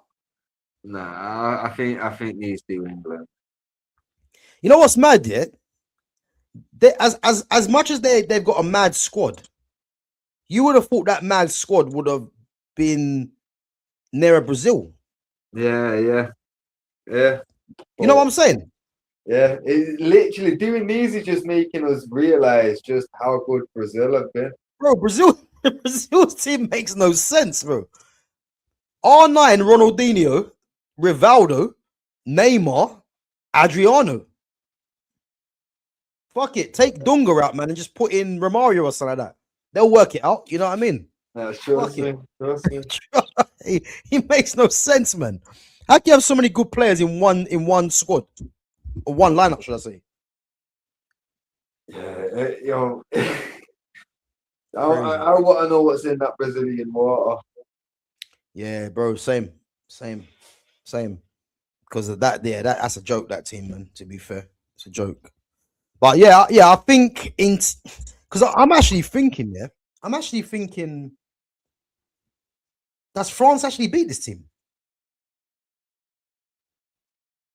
But that's what I'm saying. I feel like they can, but you also not know just how efficient this team would be. You know what I Yeah. mean? So it's like it'd be a task for them to break them down. Mm, But that's what I'm saying. I don't think the Spain team's just gonna walk on the pitch and smack up France. Like you yeah. know what I mean? I don't think there's not gonna be clear daylight between any kind of result with it. Yeah. But I feel like personal preference, there's a lot more players in that France team that I'd end up picking. You know what I mean? Like, Mm, but no, wouldn't be in the Jordi Alba. They're straight away. These are weak links for me. You know what I mean? Like, yeah. there's not that. I was sitting there arguing about Lizarazu one time.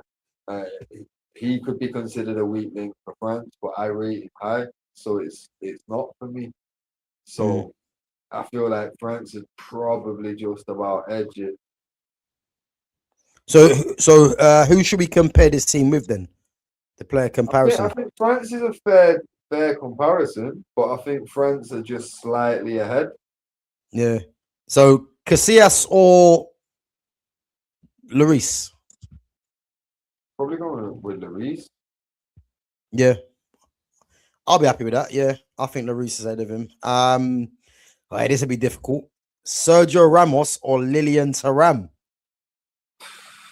The only Right, reason why I'd go with Thuram is because it's at right back specifically. Even though I'm more than comfortable with Ramos at right back, but but you we're think gonna Thuram put was a those better two right back than at right back. Yeah, Thuram was the better right back, and that's what I'm yeah. saying. So there's one of the strong ones that's been eliminated just purely because we was trying to fit in for y'all and Piero and that.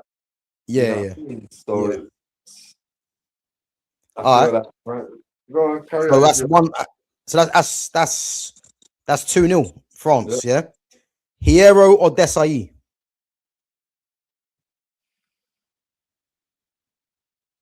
But that's what I'm saying. It's gonna come down. This one is just purely personal preference, and I love Desai in it.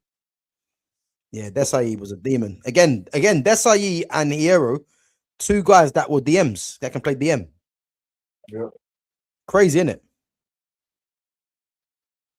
fucking nuts, bro. But that was that era. That's what I'm saying. Like they all did that. You know what I mean? Like all the Yeah. big teams had a top like centre back that was also able to play defensive midfield. But Yeah. So 3-0 France, yeah. Puyol or Abidal? probably gonna go with Abidal. No. In fact, no. It's gotta be Puyol. It's gotta be Puyol. I was thinking just because it was left-sided centre back and Abidal was left-footed, but just player for player at centre back is Puyol. But again, both players played next to each other anyway for Barcelona, didn't they? Yeah. So But 4-0, yeah. no. 3-1 in it. I'll give it Puyol. Give it Puyol.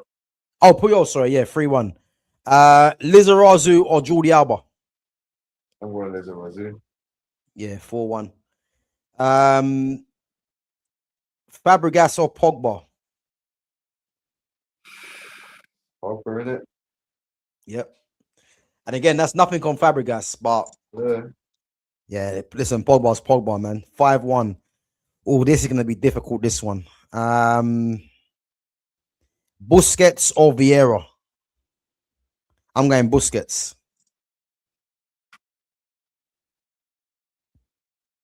I like Vieira though, bro. Bro, I think Busquets is the But best I do DM. feel like Busquets is the better player. You know what I He mean? is, yeah. I like Vieira, but to be fair, because it's getting so far divided. Yeah. I've got to give it to the one that is actually the better footballer in it. So give it to. I was worried there for a sec. Iniesta or Zidane? Iniesta, yeah, cool. Let's move on. Yourself. Listen, when I see Zizou doing keepy ups over Ronaldinho and that's head in R9, he's in there by default. 100%.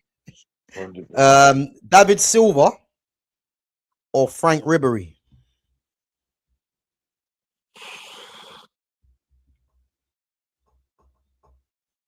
I am probably going to lean just slightly more towards Ribery. That's probably because of like the city association, but you know what I mean, like guilty by association. So yeah, I'm going France again there. It's tight though, isn't it? Isco or Henri?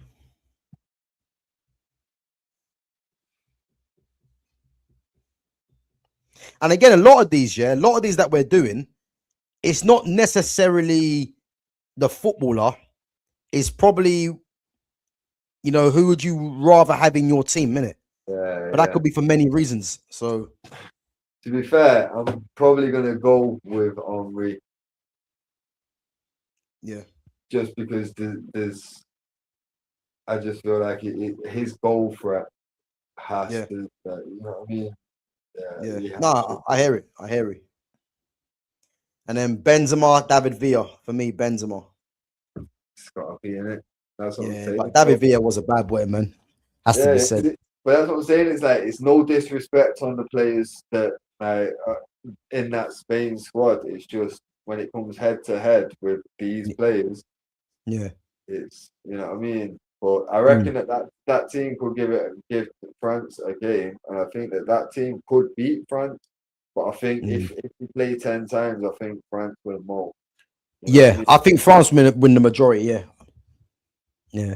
But one thing I would say between that front six of Busquets, Iniesta, Fabregas, David Silva, Villa, and Isco, yeah. I mean, good luck trying to get the ball off them guys, off them six. You know what I mean? Because them guys keep the ball. So that'll be one thing. See how that team could beat France. You know what I'm saying, and give them a game. But it's like head for head, man for man. France is clearly looking like a better team, but 100, yeah. You just know how efficient that Spain team would be, though. That's what I'm saying.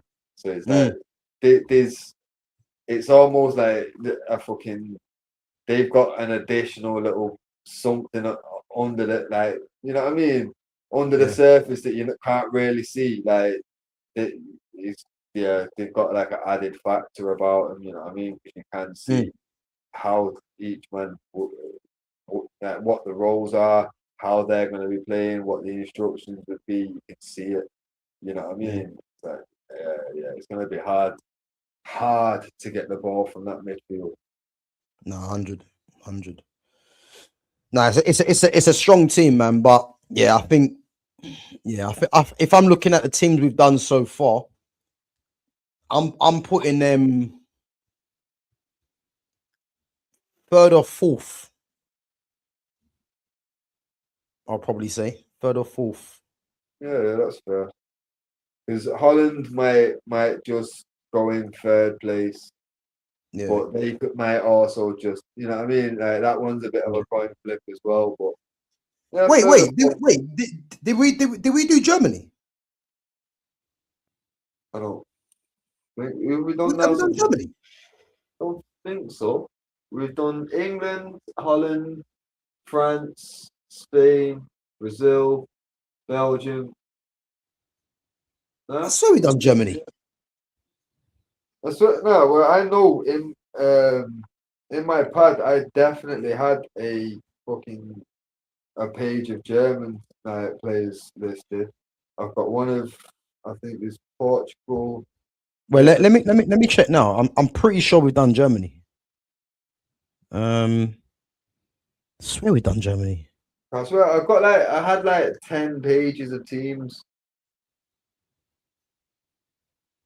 I swear I've got a page of Germany teams somewhere in the book, but Okay. Nah, bro, we haven't done Germany. Could have swore we done Germany. No, we haven't done Germany. mad. 100% haven't done them. Yeah. Well, I've definitely got a team picked out. So France, Brazil, Holland, England, Belgium, Spain. Yeah, so we still need to do what? So there's we still got to do Germany, Portugal, and Italy, and Argentina in it. Argentina, yeah, Argentina as well. So we still got to do 4. So yeah, we'll try and sort out. We'll try and sort out another one for. Trying to think, might have to be a weekend now. So I can't do. Probably, I'm not sure about Thursday yet. Can't do Friday. So yeah, it might have to be. Yeah, it might have to be a Sunday or something like that. We'll sort it out anyway. But anyway, let's move it on. Before we wrap it up, have you been seeing some of the news surrounding United? I tell you the truth, bro. My weekend's been fucking nuts, so I've not caught up on nothing at all. So I'm learning everything here. Cool. Chat to me. So, Andre Santos from Chelsea. Oh yeah. I saw that, but that was before the weekend, didn't it? That was like Thursday, So that's been done now. He's signed today. Yeah. What do you make of that signing? Are you happy with that? I'm not gonna lie. I said it in a group chat a couple of days back, when it first come out. I signed him on like a FIFA like 3 years ago, like with my son. Like we was doing a joint one together in it, where I was helping him pick out a squad and that. Bro, Yeah. I signed him back then, and he didn't really impress me on the game. And I've not really seen much, enough of him to really base a valid opinion on him. But for me, when it's like, when you know what kind of quality we need in the middle, and you can see around the league, Carrick, out of all the top teams, Carrick's actually been manager longer than most of them. You know what I mean? Like all the big teams have got new managers that are coming in and gonna have to change shit around, and it's like everything's uncertain there. Where there's a little bit of stability at United, even though it's not much more, but there's a bit more stability there. Just doing the right thing, bro. Seeing what I was seeing about what Tottenham have been on, that's how we should have been moving. We should have seen, like, no, this is the opportunity. That's what they've done, you know. They've had a shit season, and no, that was a close call. We do need to invest, but if you actually deep it, we're coming in the same boat as fucking City and Liverpool already, just because it's new management. You don't know what's Yeah. gonna happen. You know what I'm saying? So it's like, Yeah. well, fucking hell. If we'd have just fucking said, nah, let's actually go for it. There's a actual opportunity to do something here, which we all kind of believed was gonna happen. Hmm. You know what I mean? It's like, well, to be linked, the first two that have been basically like confirmed have been Edison and fucking Andre Santos. It's like what the C team fucking Brazil squad. Bro, I'm actually pissed off. Like, what Well, aspiration? What is that? You know what I bro, mean? What are you actually planning to do here? Like, but bro, let me give you some news, yeah, that will change your mind. right, Yeah. So Andre Santos, Andre Santos is signed for 50 mil. Yeah, I'm actually happy with that deal because he's 22. Yeah, and again, he has been earmarked to be the successor to Casemiro. And what I like about him, yeah, is that he can play 6 or an 8, and he's good on the ball. He's tenacious, and he complements Kobe Minu. Again, he's not being brought in to be a bona fide starter, but to get him for 50 million in comparison to some of the transfers that were flying about, the money, yeah, for me, it's been a very good signing because he was a guy that I didn't believe United were going to sign. Yeah, so just based off of that, I'm happy with the signing. Edison's fallen through. That's not happening no more.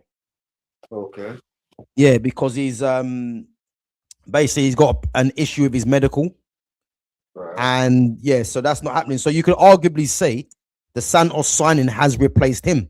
Now I remember when United were linked with Santos before, because United had been looking at him for a couple of years. You know, they were saying that it was either going to be him or Edison. The fact that Edison is not coming now and Santos is there, for me, it's an even better signing. Because thing is, I thought Edison was a good player, but I think Santos' potential is a lot higher. So I'm actually happy with the Santos signing. And today we've activated the release clause of Yuri Tillemans at Aston Villa. never, Swear to God, never. swear to God, bro. Uh, 36 million pounds. how much? 36 million pounds. You taking a piss? How is Swear to it so God. low? Swear to God. Yep, swear to God. Yuri How's that? Tillemans, bro. When I see it today, I was at work now, yeah, and I'm just seeing some. I'm seeing Yuri Tillemans. I'm saying, nah, there's someone's pissing about, bro. Yuri Tillemans is coming to the fair. Mad, 35 million pounds. mad, mad. Okay, I'm telling you, bro. I'm telling okay. you. Little bit of faith, but still, Mm, bro. So okay, the only reason why I'm gonna now change it and be a little bit more optimistic is only because okay, so with if Tillemans is essentially like the Belabor move, and yeah. Santos is Ugate's replacement, and we're now going for one more guy that's going to be considered a steal, but a top player. I know Mm. Tuchemeni. Like last I seen anything was Tuchemeni had signed Yeah, yeah, he signed a new deal. So what's happening at which Real Madrid, yeah, is obviously what we're looking. Obviously, me and you both want Camavinga, yeah. So Camavinga's available, but because they literally want to offload one midfielder. Valverde is the captain. Tchouaméni signed a new contract. So the one that's the odd one out is Camavinga. The only problem is Camavinga has come back from preseason, has come back from holidays early to get in preseason training, and he wants to kind of prove his worth to Mourinho. But Real Madrid want to get rid of him. So there's been talks because Man United, Man City, and Liverpool are all looking at Camavinga in it, and so is Chelsea. So until Real Madrid just tell Camavinga, no matter what he does, basically he's not going to play, and then Camavinga changes his mind, it's at the moment it seems like it's on hold, isn't it? But I actually think United still have two midfielders to go and buy. And I think it's going to be between Camavinga, Baleba, and Alex Scott. I think those three. I don't think Felix Nemecha is going to happen. Stiller, I don't think it's going to happen either. So yeah, again, what I like what United have done, yeah, the Andre Santos and the Tillemans deal were two signings that I didn't have down as United doing. And remember what we was talking about before, yeah? We said, you know what, if United do some signings that no one's talking about, it's good, isn't it? I'm actually thinking now that the next signing we do is going to be someone that we've been linked with. So but the thing on Camavinga right now is Real Madrid want him to go, but at this moment in time, it's looking like he's digging his heels in. So, okay. But yeah, bro, Yuri Tillemans for 36 million. That's got to be considered a steal, isn't it? Bro, 100%. 100%. And when I see it, man, I was shocked. I was thinking, because I never actually realized that his contract had that in it. And I think he's 28 or 29. But bro, it's a very good signing, yeah. But hear me out on this. Yeah. And again, I don't think no one's touched on it. I put it on Twitter today, yeah. Probably unlikely to happen, yeah. But could the fact that Tillemans is coming to the club, yeah, Man United for me now go to a free in midfield. Because I don't believe United can play Tillemans and Kobbie Mainoo together purely because I think he might want physicality somewhere there. And Kobbie hasn't really got the legs.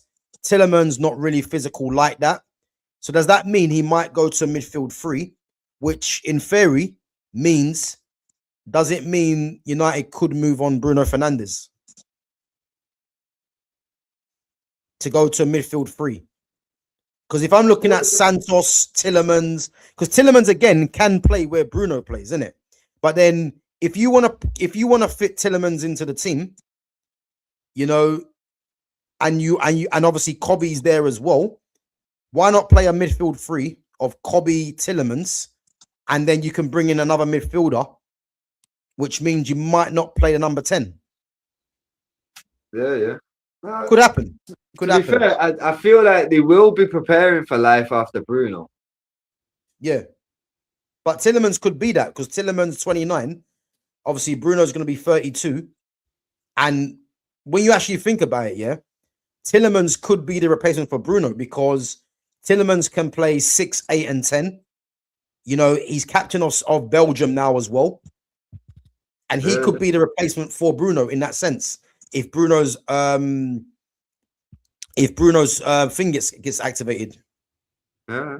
To be fair, you know, it could be a long shot, but that's why I think this signing is even better because I can't see Man United playing Kobbie, Tillemans, and Bruno. I can't see that happening, and the reason I can't see that happening, yeah, if you're going to play Bruno as a 10 and play Kobbie and Tillemans, because Tillemans is coming to United to start, and we're going to say he's going to start alongside Kobbie, yeah, as it stands, with Santos being the rotational player. But a midfield free of that doesn't work. At least with Casemiro had physicality in it, and he was very good in the air. But if you're going to play the same system, I don't see them playing Mainoo, Tillemans, and Bruno all together, which is why I'm saying Carrick might even go to a free in midfield. I hear it.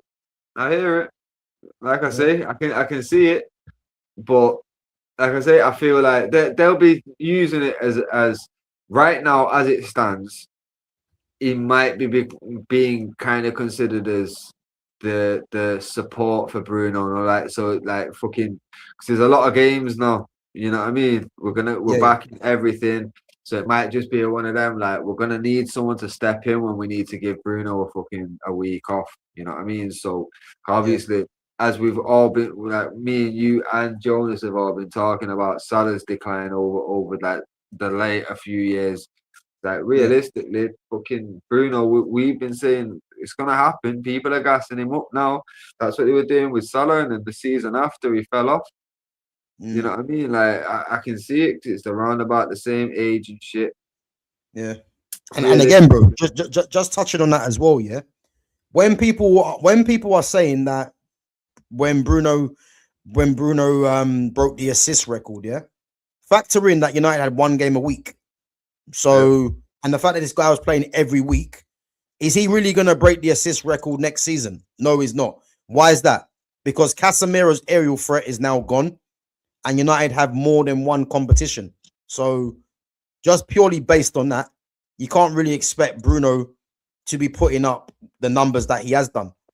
Yeah. You know, and what the one thing that I'm encouraged about the Tielemans signing, yeah, that is signaling to me, especially with Tielemans coming in and Andre Santos, you know, it looks to me that we're going to be going a different way in terms of how we play football, which is going to suit Ahmad, which is going to suit Joshua Zirkzee as well. Yeah. Telling you, bro. I can see it's almost like you can see how when Bruno's gone, you can see what's going to happen. And you can, like I say, I can see, like, right now, Bruno stays. If he fucking runs down, does one more season, even if we end up extending it and he gets another release clause put in that's slightly cheaper, hoping somebody bites on that. You know what I mean? But realistically, you can see that they're preparing for, like, life without Bruno in it, or life after Bruno. And like I say, if it's considered like, okay, Tielemans is going to come in, you're going to play a lot because we've got a lot to play, and we're going to try to compete for cups, and we're going to try to do what we can in the league. And obviously we want a respectable showing in the Champions League, so squad rotation is going to be key. So it's not like he's going to be getting brought in, but when you're getting brought in for like fucking less than 40 million, you can't come in and expect to play every game anyway. You know what I mean? Even though we're saying it's considered a steal, it's like, well, fucking, you got to look at fucking like certain transfers when it's over a certain amount. It's like he's starting. You don't pay that much and bench him. You know what I mean? But 40 mil you can afford to bench. Obviously, at least in his first, like easing him into the fucking team and getting him used to this fucking. You know what I mean? Yeah. So obviously, but all I'm saying is that, you know, because Tielemans could have stayed at Aston Villa. I know he had the release clause, but he could still. So I think with the release clause, they can still activate it, but it's down to the player, isn't it? Oh yeah. Now, if he's leaving Champions, he's going from Champions League to another Champions League team, and I'm pretty sure he would have said to United, "Look, because he's a starter for Aston Villa, so he would have been told that he's going to be starting for United if he does leave, innit? So." Now I don't know. I don't know if he's been told that. Like, say for example, devil's advocate. Say if he's been told, look, you can. We're starting to rebuild here. We're fucking doing this, that, and the next. Obviously, all the fucking plans and shit have started coming out more and more. So, if he knows United are now considering this a rebuild project, and we're trying to rebuild to glory days. He might be more interested because even though the Villa projects right now, very, very fucking tasty project, you get me? But when the similar projects right now, they're both going to struggle the same way. But like, even though we've not been fucking really successful in fucking over a decade, like realistically, we still do have that because these players that are playing now, Tielemans, when he was a kid, United was on top. You know what I'm saying? Biggest team in the world when he was around. When he was around fucking 5, 6, 7, we'd have been one biggest team in England. One of the big, if not the biggest 3 clubs. There's only realistically at around them times, them years, there's only going to be Barca and Real that could be deemed bigger in Europe than us at that present time. You get me? So. No, man, it's gonna have a bit of sway, even though people mock it like, oh, right, if you have got pulled anymore, like, well, yeah, until these players that grew up watching Cristiano and Rooney and all these man, them man know that, them man have watched that, them man know the history, know how good they were. know about Ferguson, know about fucking Old Trafford. Like, trust me, until them man ain't playing no more, yeah, we've got pull. You get me? Because play like nostalgia, as we've done it on these like all-time 11s, nostalgia in a way that you felt back then about certain players. You know what I mean? It weighs a lot on your decisions. Yeah. So yeah, it's one of them, man. Honestly, just No, 100. I hear it, man. I hear it, but still, it's a positive signing, man, because I didn't see this signing happening for that amount. And what I'm looking at as well, the very fact that we've spent 50 million on Santos, 36 million, 35 million on Tillemans. That's what 85 mil, yeah. Remember, we're gonna spend 150 million on midfield. yeah. So this next midfielder, again, I don't know who it's gonna be, by the way, but because Man United have been saying about this marquee signing, which I don't necessarily think you need a marquee signing, because you just need profiles of what's gonna, be beneficial to the team, not really a big name for the sake of it. But if I'm looking at midfielders that we've been linked to, the only marquee signing that I'm looking at realistically is Camavinga. Yeah. When you actually think about it, he's the only one, because Alex Scott's a very good player, but he's not a marquee signing. Baleba's not a marquee signing, because these guys are still trying to find their way in the game. Yeah. Just like, obviously, Camavinga's still young, but Camavinga's at Real Madrid.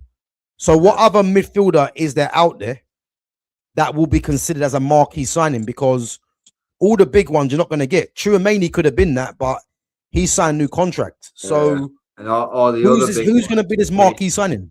Yeah, because you're going to be paying more than 65 for like fucking Pedris and that. So it's like, well, yeah,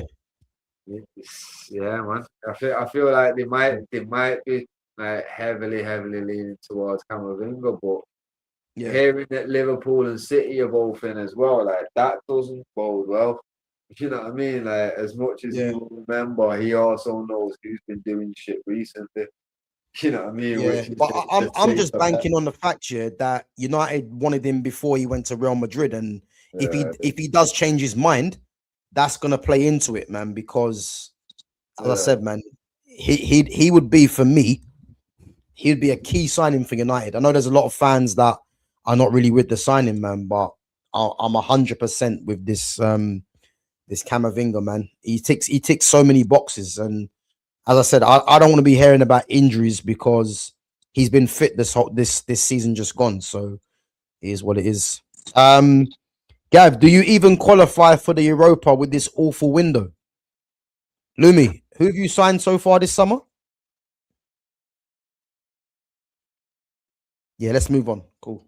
You know what I mean? I don't want to be hearing nothing about Arsenal, you know what I mean? Because you guys have been linked with Morgan Rogers for 100 and last time I heard it was 150 mil. You know what I mean? Leandro Trossard has gone. You know, you've been linked with Bruno Guimaraes. Again, if you get Bruno Guimaraes,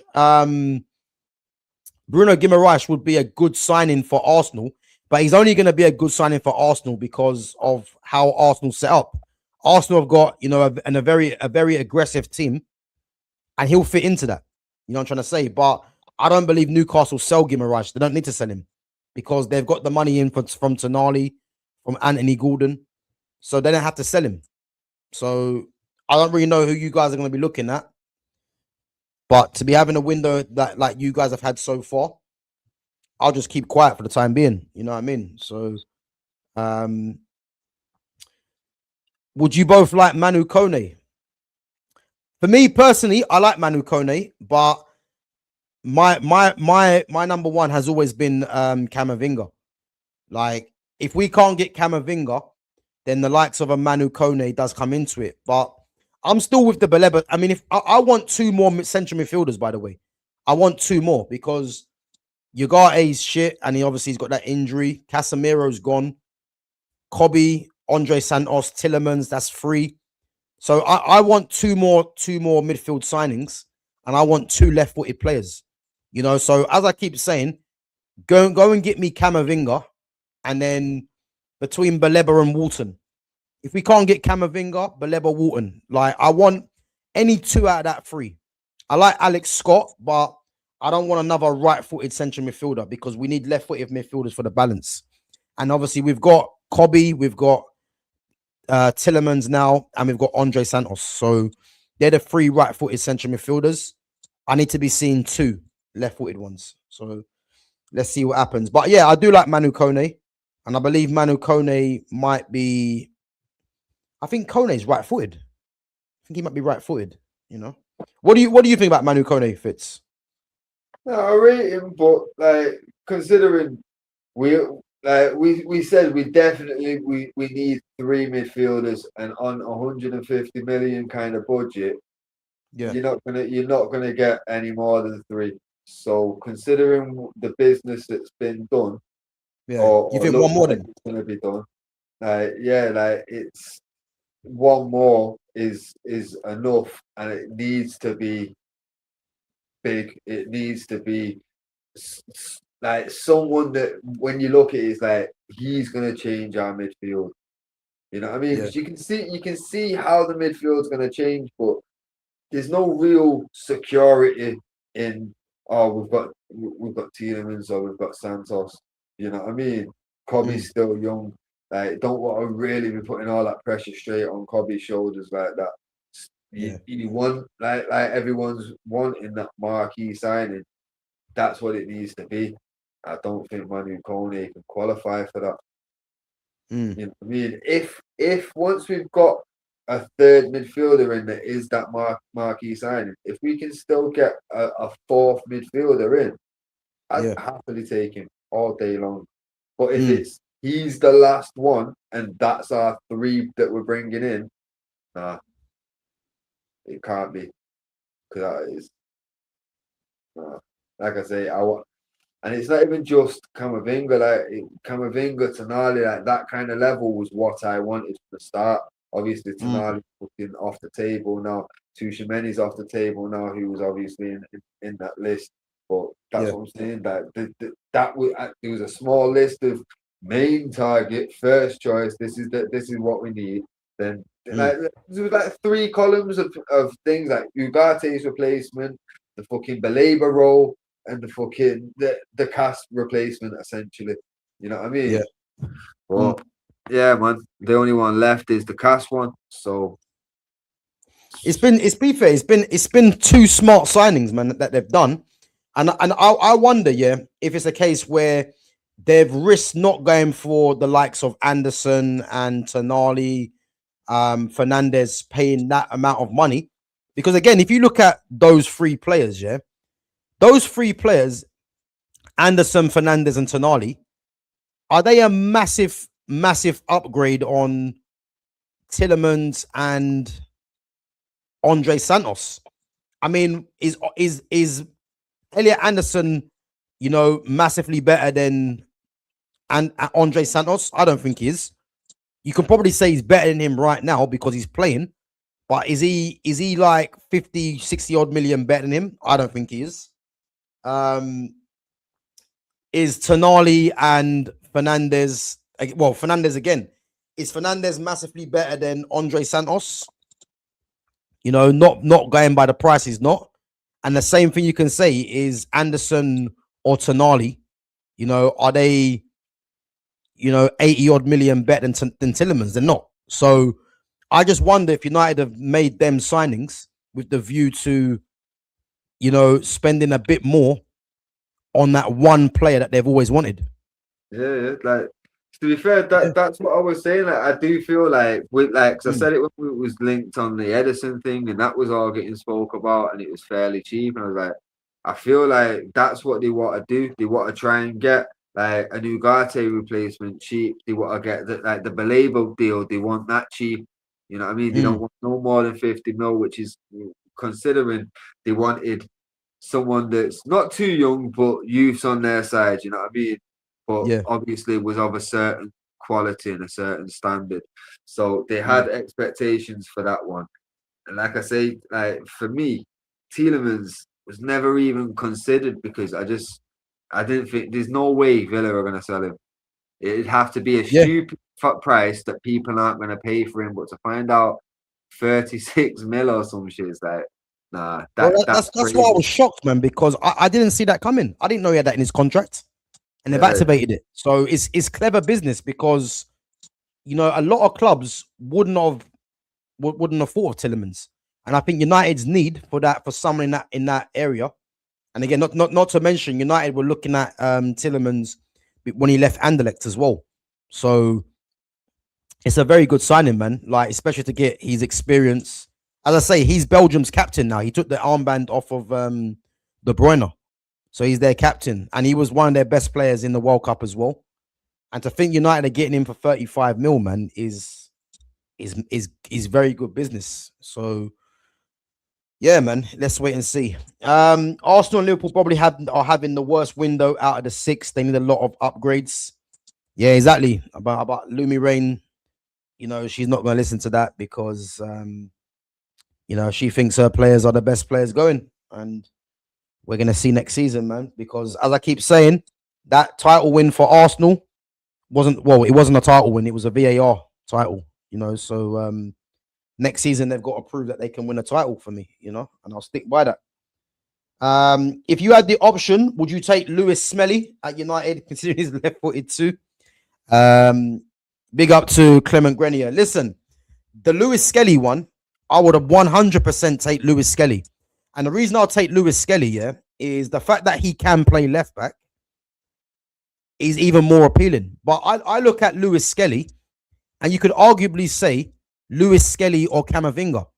Both are central midfield players that are left-footed, and both can play left back, even though you don't want to see them playing there. So I'd much rather just buy either player for that position. I think if you're looking at the homegrown goes into Lewis Skelly's column.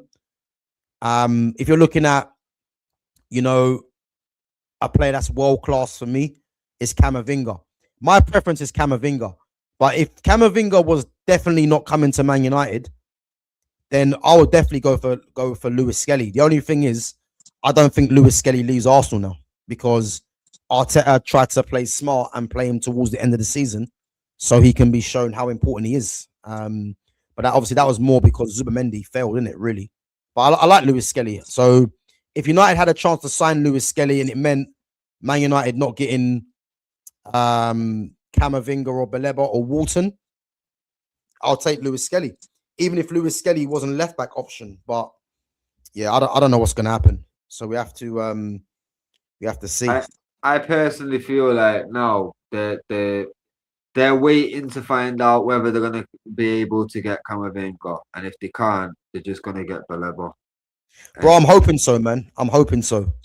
I'm hoping so. Like I've seen some news. I've seen some news today about Camavinga.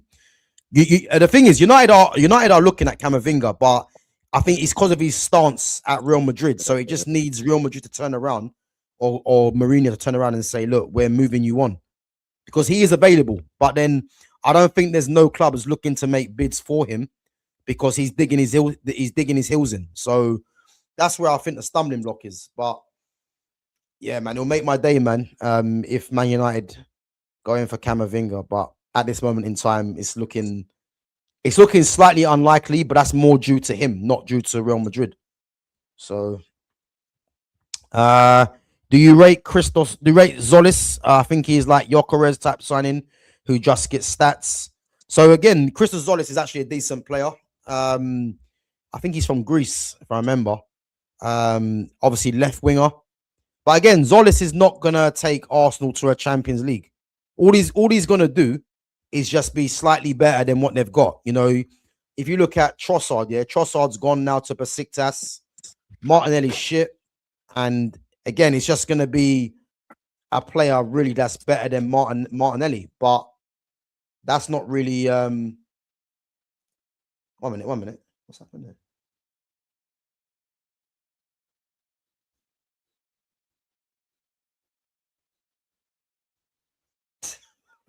These guys are idiots, man.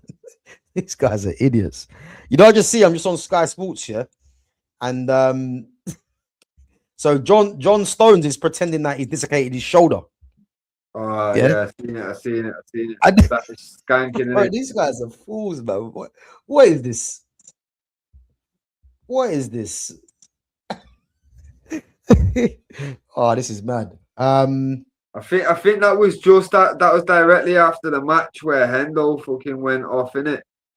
Oh, serious? Yeah. So obviously at that point there was a few Yeah. concerns with the injuries and that in it. So obviously the Black Tuchel straight away kind of fell for it in it.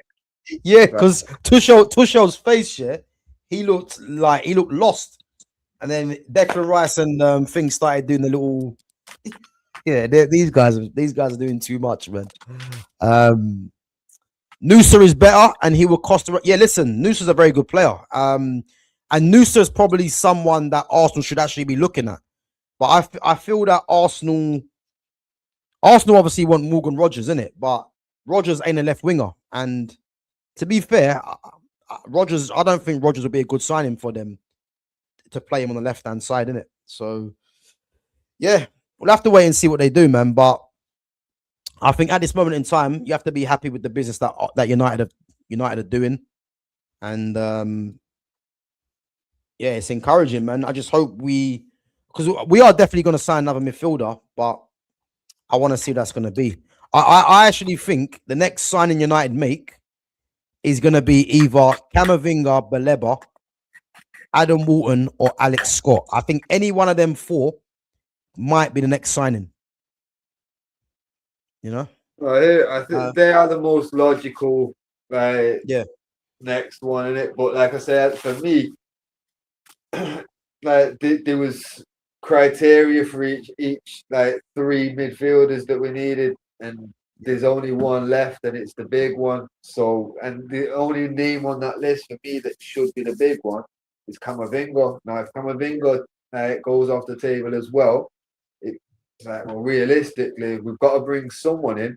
So it'll just be we'll have two Baleba fucking type options or level options. And then we've also got the you know what I mean, the third one. So So the thing is, do you think then, this whole marquee signing that they've been saying, do you think United make that marquee signing? I think they had every intention of trying to, but they've basically, when they've inquired with Tonali, I think, because I was even under the impression with what I'd heard about his fucking their FFP stance and all the rest of it. I was like, well, we should be able to get in it shouldn't be the daft price that he ended up fucking getting arranged with Tottenham. Like Tottenham have overspent, to be fair, considering what we all thought he'd go for. They've overspent. You know what I mean? So I don't know. I think they've looked at it and had, like we were saying, like Tuchel, Camavinga, Tonali, Anderson, all these were marquee signings, in that box, and they've gone inquired. Other teams have been willing to pay big money quick. All right, straight, we're out. Move on to the next one. One signs an extension. All right, fucking out. Who's left? We've got Wharton and Camavinga that are still potentially somewhere on the table from that category. You know what I mean? Because even though I wouldn't consider Anderson and Wharton that marquee level signing, that's how the PR system is. That's where they would have fitted in. But obviously, I think they've gone round, got the prices, and I think now they know. Well, with Madrid wanting to sell Camavinga, that's going to be the cheapest option left in the marquee box. And if we can't get that, then all right, cool. We'll spend less than we would have on Camavinga to bring in Baleba, because he's step or two down from Camavinga, but still a good enough quality. We was looking at him anyway. And we save a little bit of money and potentially go back in next window to try and get a marquee midfielder. Or maybe by then someone steps up out of what we've got to really take control in it. But it's not going to make me comfortable this season. You know what I mean? I wouldn't be comfortable with Baleba being the third piece. You know what I mean? No. I think, as I say, like with what we've got already, I mean, I wouldn't be totally like if we brought in Baleba and it's Baleba, Andre Santos and Tillemans, I wouldn't be like thinking, oh, this is ridiculous, yeah. But we have to explore the Camavinga one first for me. You know what I'm trying to say? Because if we can't get Camavinga, then again the options are Baleba. I mean, I'd love Adam Wharton personally, but I just don't think we're going to get Adam Wharton. I think out of all the midfielders, I think Wharton's going to cost the most. So I think just based on that, they're going to rule it out. I know Clement said Caicedo. We're not getting Moises Caicedo. That's a fact. That's never going to happen. Caicedo cost 100 odd million, and there's no way that Chelsea are going to. There's no way that Chelsea are going to let him go for anything less than, I would say, 150. So that's not going to happen. You know, yeah, it's not going to happen as much as I'd like it to happen. But yeah, we're not signing Caicedo. So Camavinga's there, man. As I said, and he's there for a reasonable price. It's just trying to get him out of Real Madrid. You know. So yeah, but yeah, last question before we wrap it up. Anyway, now with Tillemans incoming, would you prefer him over Bruno at Cam? But this is what I said earlier. Yeah, the Tillemans signing is actually interesting because I don't believe you can play Kobe, Tillemans, and Bruno as a number 10. That's not going to work. You know, I don't even think that worked. Well, to be honest with you, that don't even work if you play them in the midfield three, because who's going to be sitting? I wouldn't want Kobe to be sitting because Kobe's got too much talent to be sitting at the base of the midfield. So this is why I'm saying to you, could it be a case of either Tillemans or Bruno? Or because I think some games, you know, if United go to a three in midfield, the balance of having Tillemans, Kobe, and someone else would be better. But I don't believe you can play Kobe, Tillemans, and Bruno together. I just don't think that works. But I think Tillemans could be the long-term replacement for Bruno, man. I think that could happen. So yeah, it'd be interesting to see, man. But yeah, Camavinga would be insane. He would. And Camavinga, I'm praying United do something on that deal, man, because as I say, he ticks so many boxes, but we'll have to wait and see, man. Been talking about this for time. I don't think Tillemans is as good as signing, but he's an upgrade on your current midfielders. You need someone like Amadou and Nana. I disagree. I think Tillemans is a good signing.